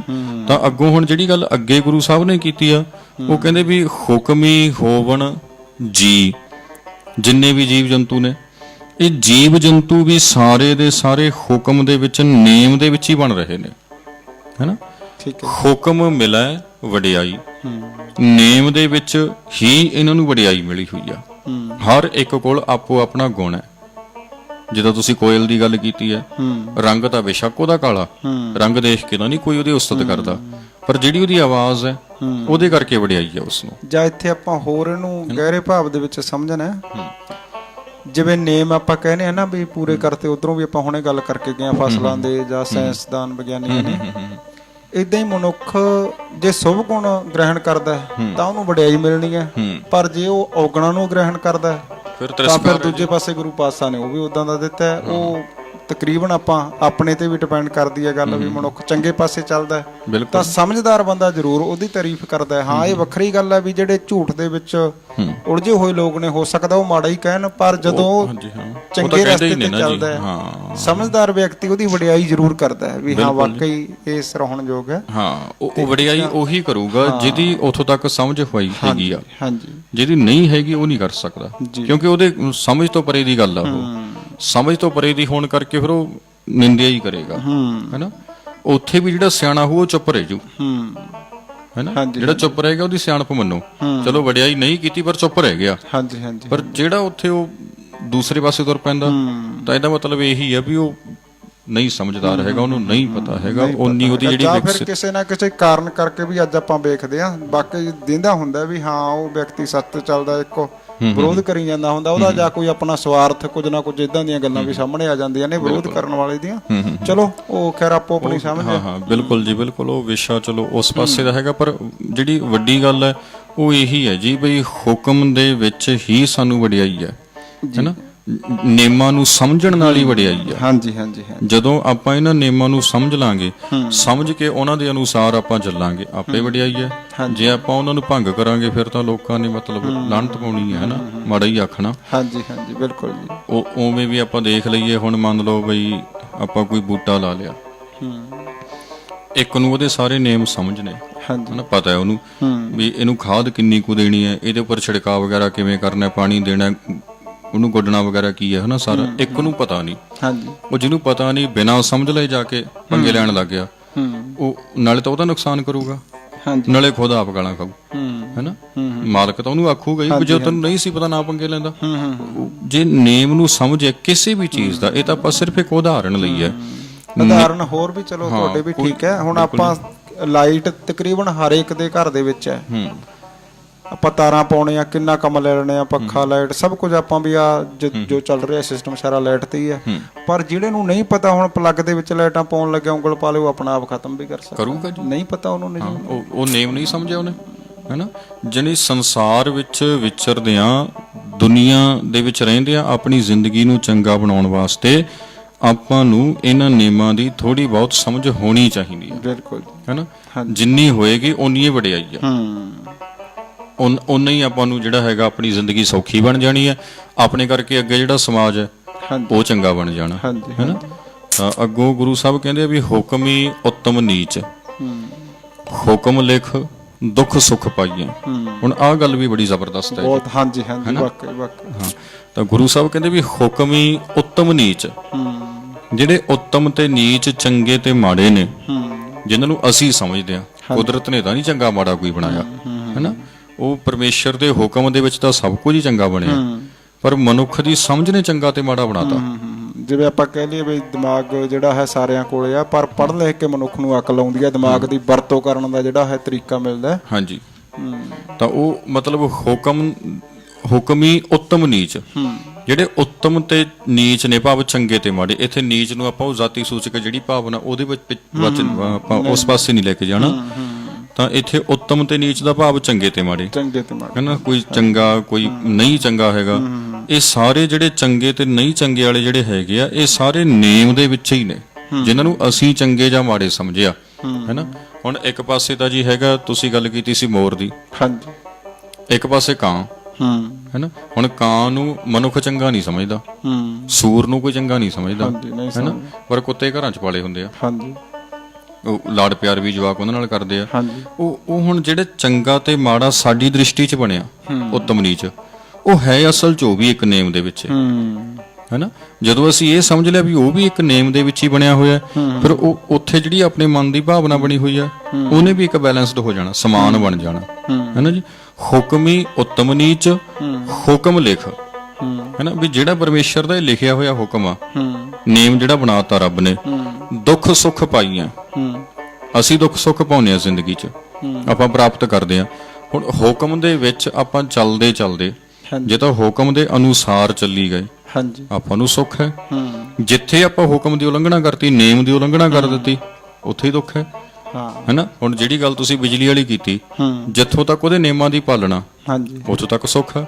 ਜਿੱਥੇ ਜਾ ਕੇ ਉਹਦੇ ਨੇਮ ਦੀ ਉਲੰਘਣਾ ਕਰਾਂਗੇ, ਖਤਰਾ, ਤੇ ਦੁੱਖ ਹੈ ਨਾ। ਸੜਕ ਤੇ ਚੱਲਦੇ ਆ, ਜਿੱਥੋਂ ਤੱਕ ਨੇਮ ਦੀ ਪਾਲਣਾ ਹੈ ਸੁੱਖ ਹੈ, ਜਿੱਥੇ ਜਾ ਕੇ ਨੇਮ ਦੀ ਉਲੰਘਣਾ ਉੱਥੇ ਹੀ ਦੁੱਖ ਆ, ਹਾਂਜੀ ਹੈ ਨਾ। ਇਹ ਜਿਹੜਾ ਵਰਤਾਰਾ, ਇਹ ਸੰਸਾਰ ਦਾ ਵਰਤਾਰਾ, ਕੁਦਰਤ ਦਾ ਵਰਤਾਰਾ, ਪਰਮੇਸ਼ਰ ਦਾ ਜਿਹੜਾ ਪਸਾਰਾ, ਇਹਦੇ ਵਿੱਚ ਗੁਰੂ ਸਾਹਿਬ ਜੀ ਕਹਿੰਦੇ ਵੀ ਜਿਹੜਾ ਨੇਮ ਬਣਿਆ ਹੋਇਆ ਇੱਕ ਭਾਈ, ਉਹ ਨੇਮ ਦੇ ਅਨੁਸਾਰ ਚੱਲਣ ਨਾਲ ਸਾਨੂੰ ਸੁੱਖ ਮਿਲਦਾ ਹੈ। ਨੇਮ ਦੇ ਵਿੱਚ ਹੀ ਜਦੋਂ ਅਸੀਂ ਉਸ ਨੇਮ ਦੀ ਉਲੰਘਣਾ ਕਰਦੇ ਹਾਂ, ਆਪਾਂ ਨੂੰ ਦੁੱਖ ਮਿਲਦਾ, ਹੈ ਨਾ। ਜਿਹੜੀਆਂ ਬਿਮਾਰੀਆਂ ਆਪਣੇ ਸਰੀਰ ਤੇ ਆਉਂਦੀਆਂ, ਭਿਆਨਕ ਲੱਗ ਜਾਂਦੀਆਂ, ਜਾਂ ਹੋਰ ਕੋਈ ਦੁੱਖ ਤਕਲੀਫਾਂ ਆਪਣੇ ਤੇ ਆਉਂਦੀਆਂ, ਕੁਦਰਤ ਨਾਲ ਜਦੋਂ ਬੰਦਾ ਪੰਗੇ ਲੈਂਦਾ, ਛੇੜਛਾੜ ਕਰਦਾ, ਫਿਰ ਉੱਥੇ ਜਿਹੜੇ ਨੂੰ ਦੁੱਖ ਸਹਾਰਨੇ ਪੈਂਦੇ ਆ, ਉਹ ਸਾਰੇ ਇੱਕ ਨੇਮ ਦਾ ਹੀ ਹਿੱਸਾ ਹੁੰਦੇ ਨੇ, ਹਨਾ। ਜਿਹੜਾ ਰੱਬ ਨੇ ਨੇਮ ਬਣਾਇਆ ਇੱਕ, ਉਸ ਨੇਮ ਦਾ ਹੀ ਹਿੱਸਾ ਨੇ, ਉਸ ਨੇਮ ਦੇ ਵਿੱਚ ਹੀ ਉਹਨੂੰ ਸਾਰਾ ਕੁਝ ਮਿਲ ਰਿਹਾ, ਹੈ ਨਾ।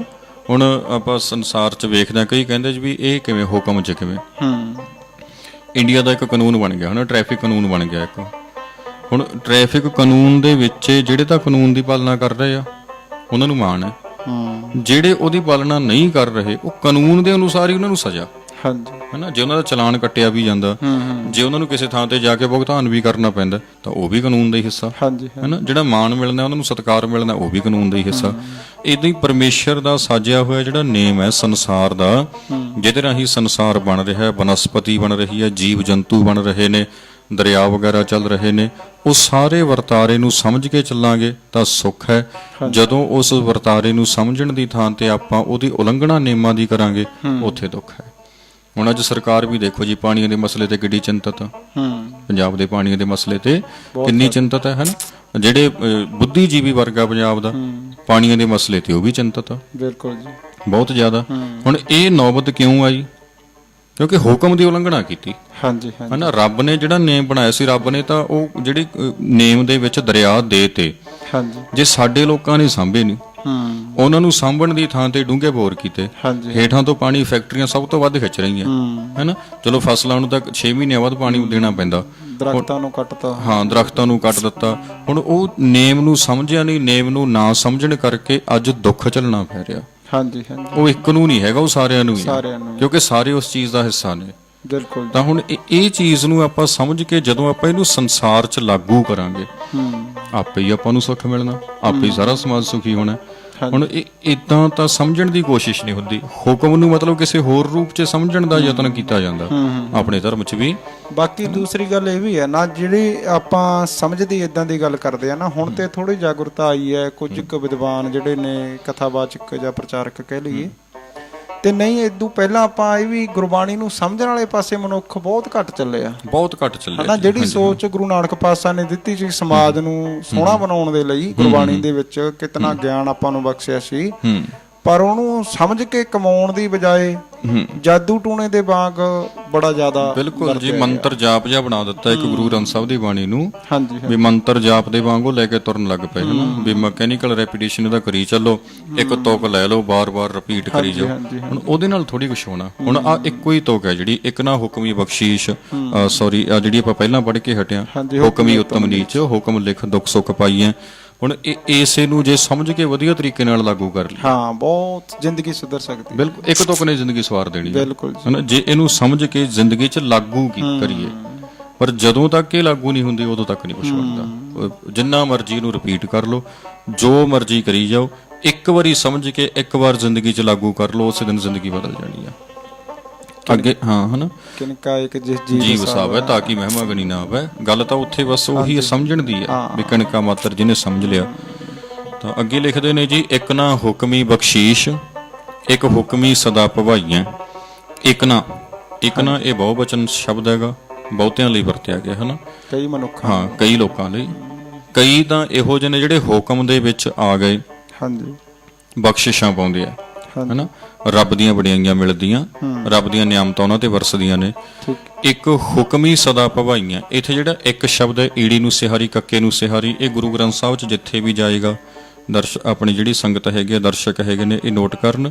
ਈੜੀ ਨੂੰ ਸਿਹਾਰੀ, ਕੱਕੇ ਨੂੰ ਸਿਹਾਰੀ, ਇੱਕ, ਇਹਦੇ ਅਰਥ ਹਮੇਸ਼ਾ ਹੀ ਬਹੁਤੇ ਨਿਕਲਣਗੇ, ਹੈਨਾ ਜੀ। ਇਹ ਬਹੁਵਚਨ ਪੜਨਾਮ ਹੈ, ਠੀਕ ਹੈ ਜੀ। ਤਾਂ ਇਹ ਜਾਣੀ ਧਿਆਨ 'ਚ ਰੱਖਿਆ ਜਾਏ, ਜਿੱਥੇ ਈੜੀ ਨੂੰ ਸਿਹਾਰੀ ਤੇ ਕੱਕੇ ਨੂੰ ਸਿਹਾਰੀ ਆਉਂਦੀ ਹੈ, ਉੱਥੇ ਪੂਰੇ ਗੁਰੂ ਗ੍ਰੰਥ ਸਾਹਿਬ ਦੇ ਅੰਦਰ ਇਸ ਸ਼ਬਦ ਨੂੰ ਹਮੇਸ਼ਾ ਹੀ ਬਹੁਵਚਨ ਪੜਨਾਉ ਰੂਪ ਦੇ ਵਿੱਚ ਵਰਤਿਆ ਗਿਆ ਹੈਗਾ। ਇੱਕ ਨਾ ਹੁਕਮੀ ਬਖਸ਼ੀਸ਼, ਆ ਜਿਹੜੀ ਹੁਣ ਆਪਾਂ ਪਹਿਲਾਂ ਗੱਲ ਕਰਕੇ ਆਏ ਆ ਵੀ ਜਿਨ੍ਹਾਂ ਨੇ ਹੁਕਮ ਨੂੰ ਨੇਮ ਨੂੰ ਸਮਝ ਲਿਆ ਉਹਨਾਂ ਨੂੰ ਬਖਸ਼ਿਸ਼ ਹੈ, ਵਡਿਆਈ ਹੈ, ਇੱਕ ਹੁਕਮ ਹੀ ਸਦਾ ਭਵਾਈ ਹੈ। ਤੇ ਕਈ ਉਹ ਨੇ ਜਿਹੜੇ ਹੁਕਮ ਦੇ ਵਿੱਚ ਭਵਾਈ ਜਾਂਦੇ ਨੇ, ਹਾਂਜੀ, ਚੱਕਰੇ ਕੱਟ ਰਹੇ ਨੇ।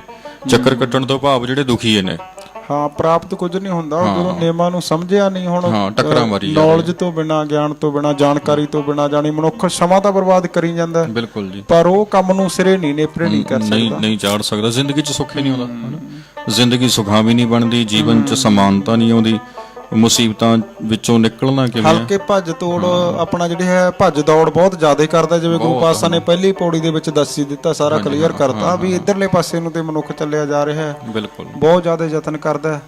ਪਰ ਜੇ ਆਪਾਂ ਜਿਵੇਂ ਕਹਿ ਲਈਏ ਵੀ ਰੇਸਾਂ ਬਹੁਤ ਦੇ ਰਿਹਾ ਪਰ ਗੱਡੀ ਪੁੱਠੀ ਹੋਈ ਪਈ ਹੈ, ਟਾਇਰ ਖਾਲੀ ਘੁੰਮੇ ਜਾਂਦੇ ਨੇ, ਜਾਨੀ ਸੜਕ ਤੇ ਚੱਲ ਨਹੀਂ ਰਹੀ। ਹਾਂਜੀ, ਹਾਂ, ਉਹੀ ਕਾਰਨ ਹੈ ਜੀ। ਹੁਣ ਜਦੋਂ ਤੱਕ ਮਤਲਬ ਉਹਦੇ ਸਿੱਧੀ ਕਰਕੇ ਉਹਨੂੰ ਤੋਰਦਾ ਨਹੀਂ, ਹਾਂਜੀ, ਗੱਲ ਨਹੀਂ ਬਣਨੀ, ਤਾਂ ਸਿੱਧੀ ਆਪਾਂ ਨੂੰ ਕਰਨੀ ਪੈਣੀ ਹੈ ਭਾਈ ਜ਼ਿੰਦਗੀ ਦੀ ਗੱਡੀ। ਗੁਰੂ ਗ੍ਰੰਥ ਸਾਹਿਬ ਦੀ ਬਾਣੀ ਨੂੰ ਸਮਝ ਕੇ ਆਪਣੇ ਜੀਵਨ 'ਚ ਲਾਗੂ ਕਰਨਾ ਪੈਣਾ। ਸੋ ਇਹ ਹੈ ਜੀ ਬਈ ਜਿਨ੍ਹਾਂ ਨੇ ਨੇਮ ਸਮਝਿਆ ਉਹਨਾਂ ਨੂੰ ਵਡਿਆਈ ਹੈ, ਜਿਨ੍ਹਾਂ ਨੇ ਨੇਮ ਨਹੀਂ ਸਮਝਿਆ ਉਹਨਾਂ ਨੂੰ ਰੱਬ ਦੇ ਹੁਕਮ ਦੇ ਵਿੱਚ ਹੀ ਭਟਕਾਇਆ ਜਾਂਦਾ। ਉਹ ਜ਼ਿੰਦਗੀ 'ਚ ਭਟਕਦੇ ਹੀ ਰਹਿੰਦੇ ਨੇ, ਭਾਵ ਉਹਨਾਂ ਦੇ ਪੱਲੇ ਕੁਛ ਨਹੀਂ ਹੁੰਦਾ, ਨਾ ਉਹਨਾਂ ਕੋਲ ਜ਼ਿੰਦਗੀ 'ਚ ਸ਼ਾਂਤੀ ਹੁੰਦੀ ਹੈ, ਨਾ ਸਹਿਜ, ਨਾ ਟਿਕਾ, ਕੁਛ ਵੀ ਨਹੀਂ, ਹੈ ਨਾ। ਅੱਗੇ ਗੁਰੂ ਸਾਹਿਬ ਨੇ ਗੱਲ ਮੁੱਕਦੀ ਕਹਿ ਦਿੱਤੀ ਬਈ ਹੁਕਮ ਹੈ ਅੰਦਰ ਸਭ ਕੋ, ਹਾਂਜੀ, ਬਾਹਰ ਹੁਕਮ ਨਾ ਕੋਏ, ਸਭ ਕੋ ਦਾ ਅਰਥ ਸਭ ਕੋਈ, ਹਰ ਇੱਕ ਜੋ ਵੀ ਹੈਗਾ ਉਹ ਸਾਰਾ ਰੱਬ ਦੇ ਬਣਾਏ ਹੋਏ ਨੇਮ ਦੇ ਵਿੱਚ ਆ, ਹਾਂਜੀ, ਹੈ ਨਾ। ਬਾਹਰ ਹੁਕਮ ਭਾਵ ਨੇਮ ਤੋਂ ਬਾਹਰ, ਨਾ ਕੋਏ, ਕੋਈ ਵੀ ਨੇਮ ਤੋਂ ਬਾਹਰ ਨਹੀਂ, ਹਾਂਜੀ, ਹਾਂਜੀ, ਹੈ ਨਾ। ਜਿੰਨੇ ਵੀ ਬਣਾਏ ਆ, ਜੋ ਵੀ ਪੈਦਾ ਕੀਤਾ, ਉਹ ਸਾਰੇ ਦਾ ਸਾਰਾ ਉਸ ਨੇਮ ਦੇ ਵਿੱਚ ਆ, ਨੇਮ ਤੋਂ ਬਾਹਰ ਕੁਝ ਵੀ ਨਹੀਂ ਹੈਗਾ। ਹਾਂਜੀ, ਜਿੰਨੀ ਪਰਮੇਸ਼ਰ ਨੇ ਰਚਨਾ ਕੀਤੀ ਆ ਸਾਰੀ। ਹੁਣ ਧਰਤੀ ਦੇ ਉੱਤੇ 7.5 ਅਰਬ ਜਿੰਨੇ ਵੀ ਮਨੁੱਖ ਨੇ ਉਹਨਾਂ ਸਾਰਿਆਂ ਲਈ ਨੇਮ ਰੱਬ ਦਾ ਇੱਕੋ ਹੀ ਹੈ ਵੀ ਆਕਸੀਜਨ ਦੇ ਨਾਲ ਜਦੋਂ ਇਹ ਸਾਹ ਲੈਂਦਾ, ਆਕਸੀਜਨ ਅੰਦਰ ਜਾਂਦੀ ਹੈ, ਜਿਉਂਦਾ, ਹੈ ਨਾ। ਇਹ ਨੇਮ ਬਣਾ ਦਿੱਤਾ। ਹੁਣ ਜੇ ਇਹ ਬੰਦਾ ਆਖੇ ਵੀ ਮੈਂ ਪਾਣੀ 'ਚ 100 ਫੁੱਟ ਡੂੰਘਾ ਉਤਰਨਾ, ਅੱਜ ਉਤਰ ਗਿਆ, ਪਰ ਜਿਹੜਾ ਨੇਮ ਹੈ ਉਹਨੂੰ ਨਾਲ ਲੈ ਕੇ ਗਿਆ, ਪਾਈਪ ਵਗੈਰਾ ਲਾਇਆ, ਹਾਂ, ਆਕਸੀਜਨ ਦਾ ਸਿਲੰਡਰ ਨਾਲ ਲੈ ਕੇ ਗਿਆ, ਹਾਂ, ਸਿਲੰਡਰ ਨਾਲ, ਹੈ ਨਾ। ਉਹ ਤੋਂ ਬਿਨਾਂ ਹੀ ਗੱਲ ਬਣ ਸਕੀ। ਉਹੀ ਹੈ ਲਿਖਿਆ ਨਾਲ। ਉਹ ਜਿਹੜਾ ਹੁਕਮ ਹੈ ਉਹਨੂੰ ਨਾਲ ਰੱਖਣਾ ਪੈਣਾ ਸਾਨੂੰ। ਹੁਕਮ ਨੂੰ ਨਾਲ ਰੱਖੇ ਬਿਨਾ ਨਹੀਂ ਆਪਾਂ ਜਿਹੜੇ ਹੈਗੇ ਜ਼ਿੰਦਗੀ 'ਚੋਂ ਕਾਮਯਾਬ ਹੋ ਸਕਦੇ। ਯਾਨੀ ਸਭ ਕੋ, ਹਰ ਕੋਈ ਜਿਹੜਾ ਵੀ ਹੈਗਾ ਭਾਈ ਉਹ ਹੁਕਮ 'ਚ ਹੈ, ਰੱਬ ਦੇ ਨੇਮ ਦੇ ਅਧੀਨ ਜ਼ਿੰਦਗੀ ਚੱਲ ਰਹੀ ਹੈ। ਉਹ ਨੇਮ ਦੇ ਵਿੱਚ ਸਾਰੇ ਹੀ ਨੇ, ਕੋਈ ਵੀ ਉਸ ਨੇਮ ਤੋਂ ਬਾਹਰ ਨਹੀਂ ਹੈਗਾ, ਹੈ ਨਾ। ਜਦੋਂ ਕੋਈ ਬਾਹਰ ਹੈ ਹੀ ਨਹੀਂ ਤਾਂ ਕੋਈ ਵੱਖਰਾ ਕਿਵੇਂ ਹੋ ਸਕਦਾ? ਸਾਰੇ ਇੱਕ ਬਰਾਬਰ ਹੀ ਨੇ, ਹੈ ਨਾ, ਇੱਕੋ ਹੀ ਜੈਸੇ ਨੇ। ਤਾਂ ਅੰਤਲੀ ਪੰਕਤੀ ਵਿੱਚ ਗੁਰੂ ਸਾਹਿਬ ਨੇ ਮੁੱਕਦੀ ਗੱਲ ਆਖੀ ਹੈ ਜੀ, ਤਾਂ ਹਉਮੈ ਕਹੈ ਨਾ ਕੋਈ, ਹੈ ਨਾ। ਹੁਕਮ ਹੈ ਜੇ ਬੁਝੈ। ਨਾਨਕ ਸ਼ਬਦ ਇੱਥੇ ਗੁਰੂ ਸਾਹਿਬ ਨੇ ਆਪਣੇ ਲਈ ਰਾਖਵਾਂ ਸ਼ਬਦ ਰੱਖਿਆ, ਆਪਣਾ ਨਾਮ ਵਿੱਚ ਦਿੱਤਾ ਹੈ ਗੁਰੂ ਸਾਹਿਬ ਨੇ। ਹੁਕਮ ਹੈ ਜੇ ਬੁਝੈ। ਗੁਰੂ ਸਾਹਿਬ ਕਹਿਣ ਲੱਗੇ ਵੀ ਜੇ ਕੋਈ ਹੁਕਮ ਨੂੰ ਬੁੱਝ ਲਵੇ, ਬੁੱਝਣ ਤੋਂ ਭਾਵ ਜਾਣ ਲੈਣਾ, ਨਿਯਮ ਨੂੰ ਸਮਝ ਲੈਣਾ। ਇੱਕ ਹੈਗੀ ਸਮਝ, ਇੱਕ ਹੈਗੀ ਉਹਦੀ ਮਤਲਬ ਥਰੂ ਆਊਟ ਵਿਆਖਿਆ ਕਰਨੀ। ਉਹਦਾ ਗੁਰੂ ਸਾਹਿਬ ਨੇ ਪਹਿਲਾਂ ਕਹਿ ਦਿੱਤਾ ਵੀ ਹੁਕਮ ਨਾ ਕਹਿਆ ਜਾਈ, ਪਰ ਇੱਥੇ ਹੁਣ ਕਹਿੰਦੇ ਗੁਰੂ ਸਾਹਿਬ ਵੀ ਹੁਕਮ ਹੈ ਜੇ ਬੁੱਝੈ। ਜੇ ਆਪਣੀ ਜ਼ਿੰਦਗੀ ਦੇ ਪ੍ਰਤੀ ਰੱਬ ਦਾ ਤਾਂ ਹਉਮੈ ਕਹੈ ਨਾ ਕੋਈ, ਤਾਂ ਕੋਈ ਵੀ ਹਉਮੈ ਦੀ ਗੱਲ ਨਹੀਂ ਕਰੇਗਾ, ਹੈ ਨਾ।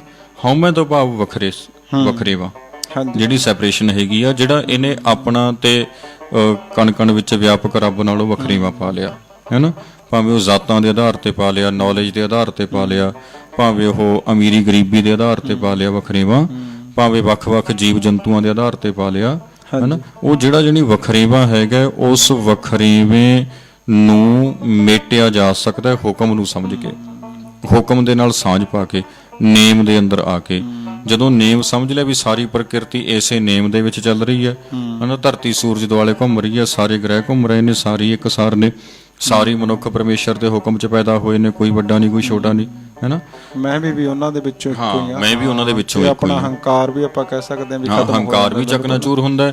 ਜੇ ਕੋਈ ਡਿੱਗਿਆ ਹੋਇਆ ਉਹਦੀ ਜਿਹੜੀ ਹੈਗੀ ਆ ਭਾਵਨਾ ਉਹ ਵੀ ਉੱਚੀ ਉੱਠਦੀ ਹੈ, ਜਿਹੜੀ ਸਾਰੇ ਬਰਾਬਰ ਹੁੰਦੇ ਆ। ਹਾਂਜੀ, ਕਿਤਨਾ ਵੱਡਾ, ਕਿਤਨੇ ਬ੍ਰਹਿਮੰਡ ਨੇ, ਧਰਤੀਆਂ ਕਿੰਨੀਆਂ ਨੇ, ਉਹਨਾਂ ਦੇ ਵਿੱਚੋਂ ਬਿਲਕੁਲ ਵੱਖੋ ਵੱਖਰੇ ਸੂਬੇ ਪਿੰਡਾਂ ਦੇ ਵਿੱਚੋਂ ਆਪਾਂ ਪਰਿਵਾਰ ਦਾ ਇੱਕ ਜੀ ਛੋਟਾ ਜਿਹਾ ਜਾਣੀ ਜਦੋਂ ਗੁਰਬਾਣੀ ਪੂਰੀ ਸਾਡੀ ਸੋਚ ਨੂੰ ਜਾਣੀ ਦ੍ਰਿਸ਼ਟੀ ਉੱਥੇ ਪਵਾਉਂਦੀ ਆ ਸਾਡੀ ਨਜ਼ਰ, ਹੂੰ ਤਾਂ ਆਪਣਾ ਜਿਹੜਾ ਹੈ ਹੰਕਾਰ ਜਿਹੜਾ ਦੂਰ ਹੁੰਦਾ ਆਪਣੀ, ਮੈਂ ਵੀ ਕਹਿ ਸਕਦੇ ਹਾਂ। ਤਾਂ ਇਉਂ ਹੈ ਜੀ ਬਈ ਗੁਰੂ ਸਾਹਿਬ ਨੇ ਆਪਾਂ ਨੂੰ ਇਹ ਗੱਲਾਂ, ਗੁਰਬਾਣੀ ਨੂੰ ਸਾਡੀ ਕੋਸ਼ਿਸ਼ ਇਹੀ ਆ ਸੌਖੇ ਤੋਂ ਸੌਖੇ ਤਰੀਕੇ ਨਾਲ ਸਮਝਿਆ ਜਾਏ, ਸਮਝ ਕੇ ਤੇ ਫਿਰ ਇਹਨੂੰ ਆਪਣੇ ਕਰਮਾਂ ਰਾਹੀਂ ਸਮਾਜ ਵਿੱਚ ਲਾਗੂ ਕਰੀਏ, ਸਮਾਜ ਨੂੰ ਚੰਗਾ ਬਣਾਉਣ ਦੀ ਕੋਸ਼ਿਸ਼ ਕਰੀਏ। ਇਹ ਪ੍ਰੇਰਨਾ, ਇਹ ਸੇਧ ਆਪਾਂ ਗੁਰਬਾਣੀ ਤੋਂ ਲੈ ਕੇ ਚੱਲੀਏ, ਹੈ ਨਾ ਜੀ। ਹਾਂਜੀ। ਤਾਂ ਨਿਤਨੇਮ ਵਾਲੀਆਂ ਬਾਣੀਆਂ ਕਿਸੇ ਸਮੇਂ, ਇਹ ਚਲੋ ਜਿਨ੍ਹਾਂ ਨੇ ਵੀ ਕਮੈਂਟ ਕੀਤਾ ਉਹ ਜੇਕਰ ਸੁਣ ਰਹੇ ਨੇ ਅਸੀਂ ਦੱਸਦੇ ਹਾਂ ਜੀ। ਦੇਖੋ, ਇੱਕ ਹੁੰਦਾ ਹੈ ਰੂਟੀਨ ਦਾ ਆਪਣਾ ਸਮਾਂ, ਟਾਈਮ ਟੇਬਲ, ਮਰਿਆਦਾ ਜਿਹਨੂੰ ਆਪਾਂ ਕਹਿ ਦਿੰਦੇ ਆ, ਹੈ ਨਾ। ਇੱਕ ਹੁੰਦਾ ਆਪਣਾ ਸ਼ੌਂਕ। ਹਾਂਜੀ।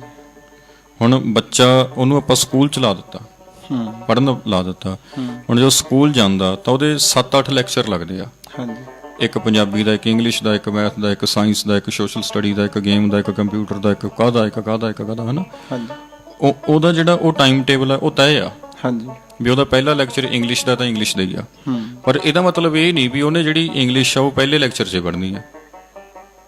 ਵੱਧ ਸਮਝਣ ਲਈ ਜਦੋਂ ਉਹਦੇ ਕੋਲ ਸਮਾਂ, ਭਾਵੇਂ ਅੱਧੀ ਕਰ ਲਿਓ, ਉਤਸ਼ਾਹ ਤੇ ਨਿਰਭਰ ਕਰਦਾ। ਹਾਂਜੀ। ਹਾਂਜੀ। ਵੀ ਉਹ ਕਿੰਨਾ ਕੁ ਪੜ੍ਹਨਾ ਚਾਹੁੰਦਾ। ਸੋ ਇਦਾਂ ਹੀ ਹੈ ਜੀ ਵੀ ਜਿਹੜੇ ਤਾਂ ਅੰਮ੍ਰਿਤਧਾਰੀ ਵੀਰ ਨੇ, ਮੈਂ ਵੀਰ ਜੀ ਨੂੰ ਬੇਨਤੀ ਕਰਦਾ, ਉਹਨਾਂ ਨੂੰ ਰਹਿਤ ਮਰਿਆਦਾ ਦੇ ਵਿੱਚ ਇਹ ਲਿਖਿਆ ਹੋਇਆ ਬਈ ਅੰਮ੍ਰਿਤ ਵੇਲੇ ਤੇ ਸ਼ਾਮ ਦੀਆਂ ਨਿਤਨੇਮ ਦੀਆਂ ਬਾਣੀਆਂ ਜਿਹੜੀਆਂ ਉਹਨਾਂ ਨੇ ਪੜ੍ਹਨੀਆਂ। ਉਸ ਤੋਂ ਬਿਨਾਂ ਸਮਝਣ ਦੇ ਲਈ ਤੁਸੀਂ ਜਿਸ ਵੇਲੇ ਤੁਹਾਡਾ ਚਿੱਤ ਕਰਦਾ ਪੜ੍ਹ ਸਕਦੇ ਹੋ, ਇਹਦੇ ਤੇ ਕੋਈ ਕੰਡੀਸ਼ਨ ਨਹੀਂ। ਹਾਂਜੀ। ਹਾਂਜੀ। ਬਾਕੀ ਕਈ ਵਾਰੀ ਕਿਸੇ ਮਨੁੱਖ ਦੀ ਉਸ ਵਕਤ ਦੀ ਕੋਈ ਡਿਊਟੀ ਹੁੰਦੀ ਹੈ ਜਾਂ ਦਿਨ ਰਾਤ ਵੀ ਕਈ ਥਾਵਾਂ ਤੇ ਕੰਮ ਚੱਲਦਾ, ਤੇ ਨਹੀਂ ਉਸ ਵਕਤ ਆਪਣੇ ਕੋਲੇ ਸਮਾਂ ਹੁੰਦਾ ਤਾਂ ਫਿਰ ਬਾਅਦ ਚ ਵੀ ਆਪਾਂ ਪੜ੍ਹ ਸਕਦੇ ਹਾਂ, ਪਰ ਕੋਸ਼ਿਸ਼ ਹੋਵੇ ਵੀ ਆਪਣੀ। ਬਿਲਕੁਲ, ਜੋ ਸਮਾਂ ਸੰਭਾਲੋ, ਹਨਾ, ਸਮਾਂ ਸੰਭਾਲੋ। ਜੇ ਆਪਾਂ ਉਹ ਅਵੇਸਲਾਪਣ ਵਰਤਣ ਲੱਗ ਪਏ, ਫਿਰ ਉਹਨੇ ਅੱਗੇ ਦੀ ਅੱਗੇ ਜਾ ਕੇ ਆਦਤ ਦਾ ਰੂਪ ਧਾਰ ਜਾਣਾ। ਹਾਂ, ਇਹ ਵੀ ਹੈ ਜੀ, ਹਨਾ ਜੀ। ਅਵੇਸਲਾ ਬੰਦਾ ਹੋਰ ਵੱਧਦਾ, ਅਵੇਸਲਾਪਣ ਜਿਹੜਾ ਹੈਗਾ ਜਦੋਂ ਆਦਤ ਬਣ ਜਾਂਦਾ ਫਿਰ ਉਹ ਦੁੱਖ ਦਿੰਦਾ ਅੱਗੇ ਜਾ ਕੇ। ਸੋ ਇਹ ਹੈ ਜੀ ਵੀ ਜਿਹੜਾ ਰੂਟੀਨ ਦਾ ਨਿਤਨੇਮ ਹੈਗਾ ਉਹ ਉਵੇਂ ਹੀ ਨਿਭਾਈਏ। ਉਹਦੇ ਪ੍ਰਤੀ ਆਪਾਂ ਕਿਸੇ ਪ੍ਰਕਾਰ ਦਾ ਕੋਈ ਜਿਹੜਾ ਹੈਗਾ ਪੰਥਕ ਮਸਲੇ ਨੇ ਇਹ, ਇਹਨਾਂ ਪ੍ਰਤੀ ਆਪਾਂ ਕੋਈ ਕਿੰਤੂ ਪਰੰਤੂ, ਕੋਈ ਵਾਦ ਵਿਵਾਦ ਵਾਲੀ ਗੱਲ ਜਿਹੜੀ ਹੈਗੀ ਆ, ਉਹ ਜੇ ਆਪਣੀ ਮਨ ਦੀ ਹੈਗੀ ਵੀ ਆ ਤਾਂ ਜਿਹੜੇ ਸਾਡੇ ਵੱਡੇ ਨੇ, ਸਾਡੇ ਵੱਡੇ ਤਾਂ ਕਾਹਨੂੰ, ਜਿਹੜੇ ਪੰਥ ਦੇ ਆਗੂ ਬਣੇ ਹੋਏ ਨੇ, ਆਪਾਂ ਇਹ ਗੱਲ ਵਰਤ ਲਈ, ਇਹੋ ਜਿਹੇ ਮਸਲੇ ਡਿਸਕਸ ਹੋ ਸਕਦੇ ਆ। ਬਾਕੀ ਇਹਦੇ ਪ੍ਰਤੀ ਸਾਡੀ ਰਾਏ ਆ ਜਿਹੜੀ ਉਹ ਇਹੀ ਆ ਬਈ ਜਿਹੜੇ ਅੰਮ੍ਰਿਤਧਾਰੀ ਗੁਰਸਿੱਖ ਨੇ, ਜੋ ਤੁਹਾਨੂੰ ਪੰਜ ਪਿਆਰਿਆਂ ਵੱਲੋਂ ਮਰਿਆਦਾ ਦੱਸੀ ਗਈ ਹੈ ਨਾ, ਨਿਤਨੇਮ ਆਪਣਾ ਸਮੇਂ ਸਿਰ ਕਰੋ। ਉਸ ਤੋਂ ਬਿਨਾਂ ਜਦੋਂ ਤੁਹਾਡੇ ਕੋਲ ਸਮਾਂ ਹੈਗਾ, ਜਿਹੜੀ ਚਿੱਤ ਕਰਦਾ ਉਹ ਬਾਣੀ ਪੜ੍ਹ ਸਕਦੇ ਹੋ, ਉਹਦੀ ਵਿਚਾਰ ਕਰ ਸਕਦੇ ਹੋ। ਤੇ ਜਿਹੜਾ ਆਪਣਾ ਨਿਤਨੇਮ ਹੈ ਸਵੇਰੇ ਸ਼ਾਮ ਦਾ, ਉਹ 'ਚ ਵੀ ਆਪਾਂ ਇਹ ਨਾ ਕਰੀਏ ਬਈ ਮਜਬੂਰੀ ਸਮਝ ਕੇ, ਹੈ ਨਾ। ਬਾਣੀ ਪੜ੍ਹਨੀ ਹੈ ਜੀ, ਪੜ੍ਹਨੀ ਹੀ ਪੈਣੀ ਆ। ਉਹ ਥੋੜਾ ਪਿਆਰ ਨਾਲ, ਹੈ ਨਾ। ਜਪਜੀ ਸਾਹਿਬ, ਜਪ ਬਾਣੀ ਦਾ ਪਾਠ ਕਰਦੇ ਆਪਾਂ ਅੰਮ੍ਰਿਤ ਵੇਲੇ, ਉਹ ਪਿਆਰ ਨਾਲ ਉਹਨੂੰ ਸਮਝਣ ਦੀ ਕੋਸ਼ਿਸ਼ ਕਰੋ, ਹੈ ਨਾ। ਬਾਕੀ ਚਲੋ ਆਪੋ ਆਪਣੀ ਵਿਚਾਰ ਹੈ। ਮੈਂ ਸਮਝਦਾ ਵੀ ਬਾਣੀ ਭਾਵੇਂ ਤੁਸੀਂ, ਜੇ ਉਹੀ ਤੁਹਾਡੀ ਗੱਲ ਵੀ ਠੀਕ ਹੈ ਇਸ ਮੁਤਾਬਕ, ਵੀ ਜਦੋਂ ਮਨੁੱਖ ਸੋਚਦਾ ਵੀ ਇੰਨੀ ਪੜ੍ਹਨੀ ਹੀ ਪੜ੍ਹਨੀ ਹੈ, ਉਹਦੇ ਨਾਲ ਸਮਝ ਕੇ ਪੜ੍ਹ ਲਈਏ, ਆਪਾਂ ਅਰਥਾਂ ਸਮੇਤ ਪੜ੍ਹਨਾ ਸ਼ੁਰੂ ਕਰ ਲਈਏ, ਹਨਾ। ਨਿਤਨੇਮ ਤੇ ਇੱਕ ਨਿਤ ਕਰਨ ਵਾਲੀ ਗੱਲ ਹੈ ਨਾ, ਭਾਵੇਂ ਉਹ ਚਲੋ ਮਰਜ਼ਾਦਾ ਦੇ ਵਿੱਚ ਆਪਣੀਆਂ ਬਾਣੀਆਂ ਲਿਖੀਆਂ ਹੋਈਆਂ ਨੇ, ਜਿੰਨੀਆਂ ਵੱਧ ਪੜ੍ਹੀਆਂ ਜਾਣ ਚੰਗੀ ਗੱਲ ਹੈ, ਪਰ ਸਮਾਂ ਕੱਢੀਏ ਵੀ ਵਿਚਾਰਨ ਦਾ, ਵਿਚਾਰ ਕੇ ਆਪਾਂ ਗੁਰਬਾਣੀ ਨੂੰ ਵਿਚਾਰ ਕੇ ਸਮਝ ਕੇ ਪੜ੍ਹੀਏ, ਔਰ ਮੰਨ ਕੇ ਆਪਣੇ ਜੀਵਨ ਦੇ ਵਿੱਚ ਕਮਾਉਣ ਦਾ ਵੀ ਯਤਨ ਕਰੀਏ, ਤਾਂ ਕਿ ਸਾਡਾ ਕੀਤਾ ਹੋਇਆ ਨਿਤਨੇਮ ਜਿਹੜਾ ਹੈ ਸਫਲਾ ਹੋ ਸਕੇ। ਸੋ ਸਮੇਂ ਦੇ ਮੁਤਾਬਕ ਆਪਾਂ ਸਮਾਪਤੀ ਕਰਦੇ ਹਾਂ ਜੀ, ਤੇ ਆਪ ਸਾਰੇ ਸਰੋਤਿਆਂ ਤੋਂ ਆਗਿਆ ਚਾਹੁੰਦੇ ਆ। ਸਾਰਿਆਂ ਦਾ ਧੰਨਵਾਦ। ਇਸੇ ਟਾਈਮ ਅਗਲੇ ਐਤਵਾਰ ਫਿਰ ਹਾਜ਼ਰ ਹੋਵਾਂਗੇ ਪ੍ਰੋਗਰਾਮ ਵਿਚਾਰ ਵਟਾਂਦਰਾ ਲੈ ਕੇ। ਸੋ ਵੱਧ ਤੋਂ ਵੱਧ ਪੇਜ ਨੂੰ ਲਾਈਕ ਅਤੇ ਸ਼ੇਅਰ ਕਰਨ ਦੀ ਜ਼ਰੂਰ ਕਿਰਪਾ ਕਰਿਓ ਜੀ। ਸੋ ਧੰਨਵਾਦ ਸਾਰੇ ਸਰੋਤਿਆਂ ਦਾ ਸਾਡੇ ਵੱਲੋਂ। ਵਾਹਿਗੁਰੂ ਜੀ ਕਾ ਖਾਲਸਾ, ਵਾਹਿਗੁਰੂ ਜੀ ਕੀ ਫਤਿਹ।